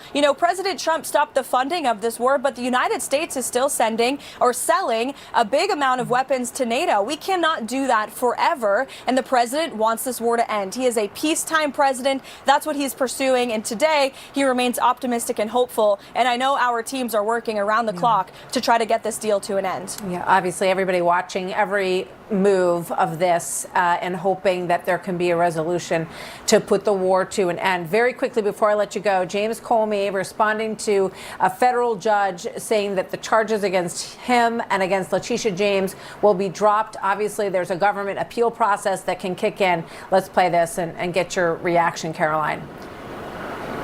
I'm grateful that the court ended the case against me, which was a prosecution based on malevolence and incompetence, and a reflection of what the Department of Justice has become under Donald Trump, which is heartbreaking. What's White House response to that, and what can we expect will happen next, Caroline? Well, what I will say is that everybody knows that James Comey lied to Congress. It's as clear as day. And this judge took an unprecedented action to throw these cases out to shield James Comey and Letitia James from accountability based on a technical ruling. And the administration disagrees with that technical ruling. We believe the attorney in this case, Lindsay Halligan, is not only extremely qualified for this position, but she was in fact legally appointed. And I know the Department of Justice will be appealing this in very short order. So maybe James Comey should pump the brakes on his victory lap. All right, we'll be watching. We just showed a small piece of it. It goes on and on. Caroline, thank you very much. Thanks, Happy Martha. Thanksgiving. All right, so she's right. It does go on and on with Comey. You know, just well, I'll let you see it yourself before we close. I'm grateful that the court ended the case against me, which was a prosecution based on malevolence and incompetence, and a reflection of what the Department of Justice has become under Donald Trump, which is heartbreaking. But I was also inspired by the example of the career people who refused to be part of this travesty. It cost some of them their jobs, which is painful, but it preserved their integrity, which is beyond price. And I know they will serve again. I was very lucky that some of the best lawyers in America stepped forward to represent me. I hope they serve as an example to more and more lawyers, especially at some of the big firms, to participate in protecting our liberty, protecting the rule of law. And my family and friends were always with me, and luckily for me, include some of those great lawyers. This case mattered to me personally, obviously, but it matters most because a message has to be sent that the President of the United States cannot use the Department of Justice to target his political enemies. I don't care what your politics are, you have to see that as fundamentally un-American and a threat to the rule of law that keeps all of us free. I know that Donald Trump will probably come after me again, and my attitude is going to be the same. I'm innocent, I am not afraid, and I believe in an independent federal judiciary, the gift from our founders that protects us from a would-be tyrant. I'm grateful that the court ended the case against me, which was a prosecution. Oh, what an idiot. He knows they're going to come right back after him. He sticks this on Instagram, hoping they would get people to do all kinds of different things. These people are scum. Scum at the highest level. But whatever. All right, so I'm going to get... I almost forgot. Oh, the last thing I want to say is just remember what President Trump put up there. He posted that. He posted it for a reason. I'm not going to interpret it beyond what it says, because what it says, in my mind, is everything. What it says, in my mind, is he's not giving up, he's not giving in, and neither should we. What a day. What a day. It's supposed to, the holidays coming up. I can't believe we're seeing this kind of activity on a Monday. Well, it's early in the day. We may see some more. Let me do super chats and do some work here on the new studio, and then I will then see you guys probably tonight. We shall see. All right, let's do this. They're looking into Senator Mark Kelly for his video. Absolutely. Chio Sop. One thing I know is that Trump does not make any moves that are not pre-calculated. He has had 4 years to plan everything, but no surprise. No surprises. Sherry, thanks, Barry. Let's go, President Trump. We have your back. I'm ready. God bless America. Thank you, Leona Harris. What's the president have to do? Don't need people with no backbone. I believe Don't Give Up the Ship is a Democrat party. Again, look that up. You'll see. Buddy Sanders, my relatives in the military all have told me that these people should be charged with treason. I know my dad, if he was here, would probably say the same thing. Stephen Anderson, Norm Eisen, Hillary are involved in this psyop. Oh, for sure. Hillary just won't go away. Fikowski, I'm missing all the fun lawyer talk. How this or how that. Fikowski, guess the war plan was made on both sides. Leona Harris, I just understand how much they hate Trump so much and hate the American people and steal out of our... That's why. They hate the American people because they've been stealing out of our pockets. That's why. We have set these people up, and they're great. I guess enough's never enough. Pekovsky, unbelievable. This thing has rotten to the core. What is the ultimate solution? Got to tear it down. Penny, that's why Trump needs his 90 judges appointed, which they are fighting him. Some of the Republicans are even fighting him. Thank you, Murray. Deborah Blink. Distractions, distractions, distractions. Stephen Anderson, program the orcs. MK Ultra at its finest. Stephen Anderson, these fools are tied to Ukraine's money laundering. Yeah, they're freaking out about that war could end. Panama Canal, China, Venezuela, electric e-voting machines. All of it goes together. Thomas Fox, thanks for the stream. You and your crew are awesome. Thank you very, very much. Michelle, thank you for all you do. Thank you. You're awesome. Linda Wright, thank you. Brian Newland, lawyer up Mark Kelly. You were in a rough seas, buddy boy. Good luck. I wish you the best. Reminds me of Led Zeppelin, the gallows. Oh, yeah, he's in trouble. Lisa, sending you an email. Want to make sure you see it regarding my home situation. You might have knowledge that I clearly lack. Help me figure out a way through my current circumstance. Not looking for a handout, just advice. Okay. Thomas Fox, hi Barry, are you on any other platforms? This should have been on Rumble and it should have been on X. I used to be on Facebook a long time ago and they kicked me off and then I got hacked, so I don't know what's going on Facebook, but basically just here, Rumble, and X. Tim Burchett would be good to interview. I love hearing him. Yeah, maybe after the holidays we can get somebody like him. And Lupe Mario, thank you, Barry. Thank you. Whew, wow, 3.5 hours. By the time the after party goes through, we'll be at 4 hours. Thank you guys for hanging out all this time. It's already 3:30. We'll see about tonight. But this is what I'm going to be doing beginning on December 1st. We're going to be going 12 to whenever. I said, 3 o'clock, and I go, I don't know. 3 o'clock might be too short. We might have to get everything in. We got everything in. And I love the idea. Let me know in the chat if you like the idea of being able to bring in stuff that you normally wouldn't be able to bring in. Like Sean Duffy in his press conference. And then Caroline Levitt and talking to Martha McCallum. And then I'm going to have a bunch of other different sources we can bring in as these people step to a mic somewhere. Tom Holman. I mean, I want to be able to bring people from the cabinet into our show at a moment's notice because, that way you can see it. You don't have to go chasing around for it. All right, in any event, thank you guys for tuning in. We will see you maybe later, if not for sure tomorrow.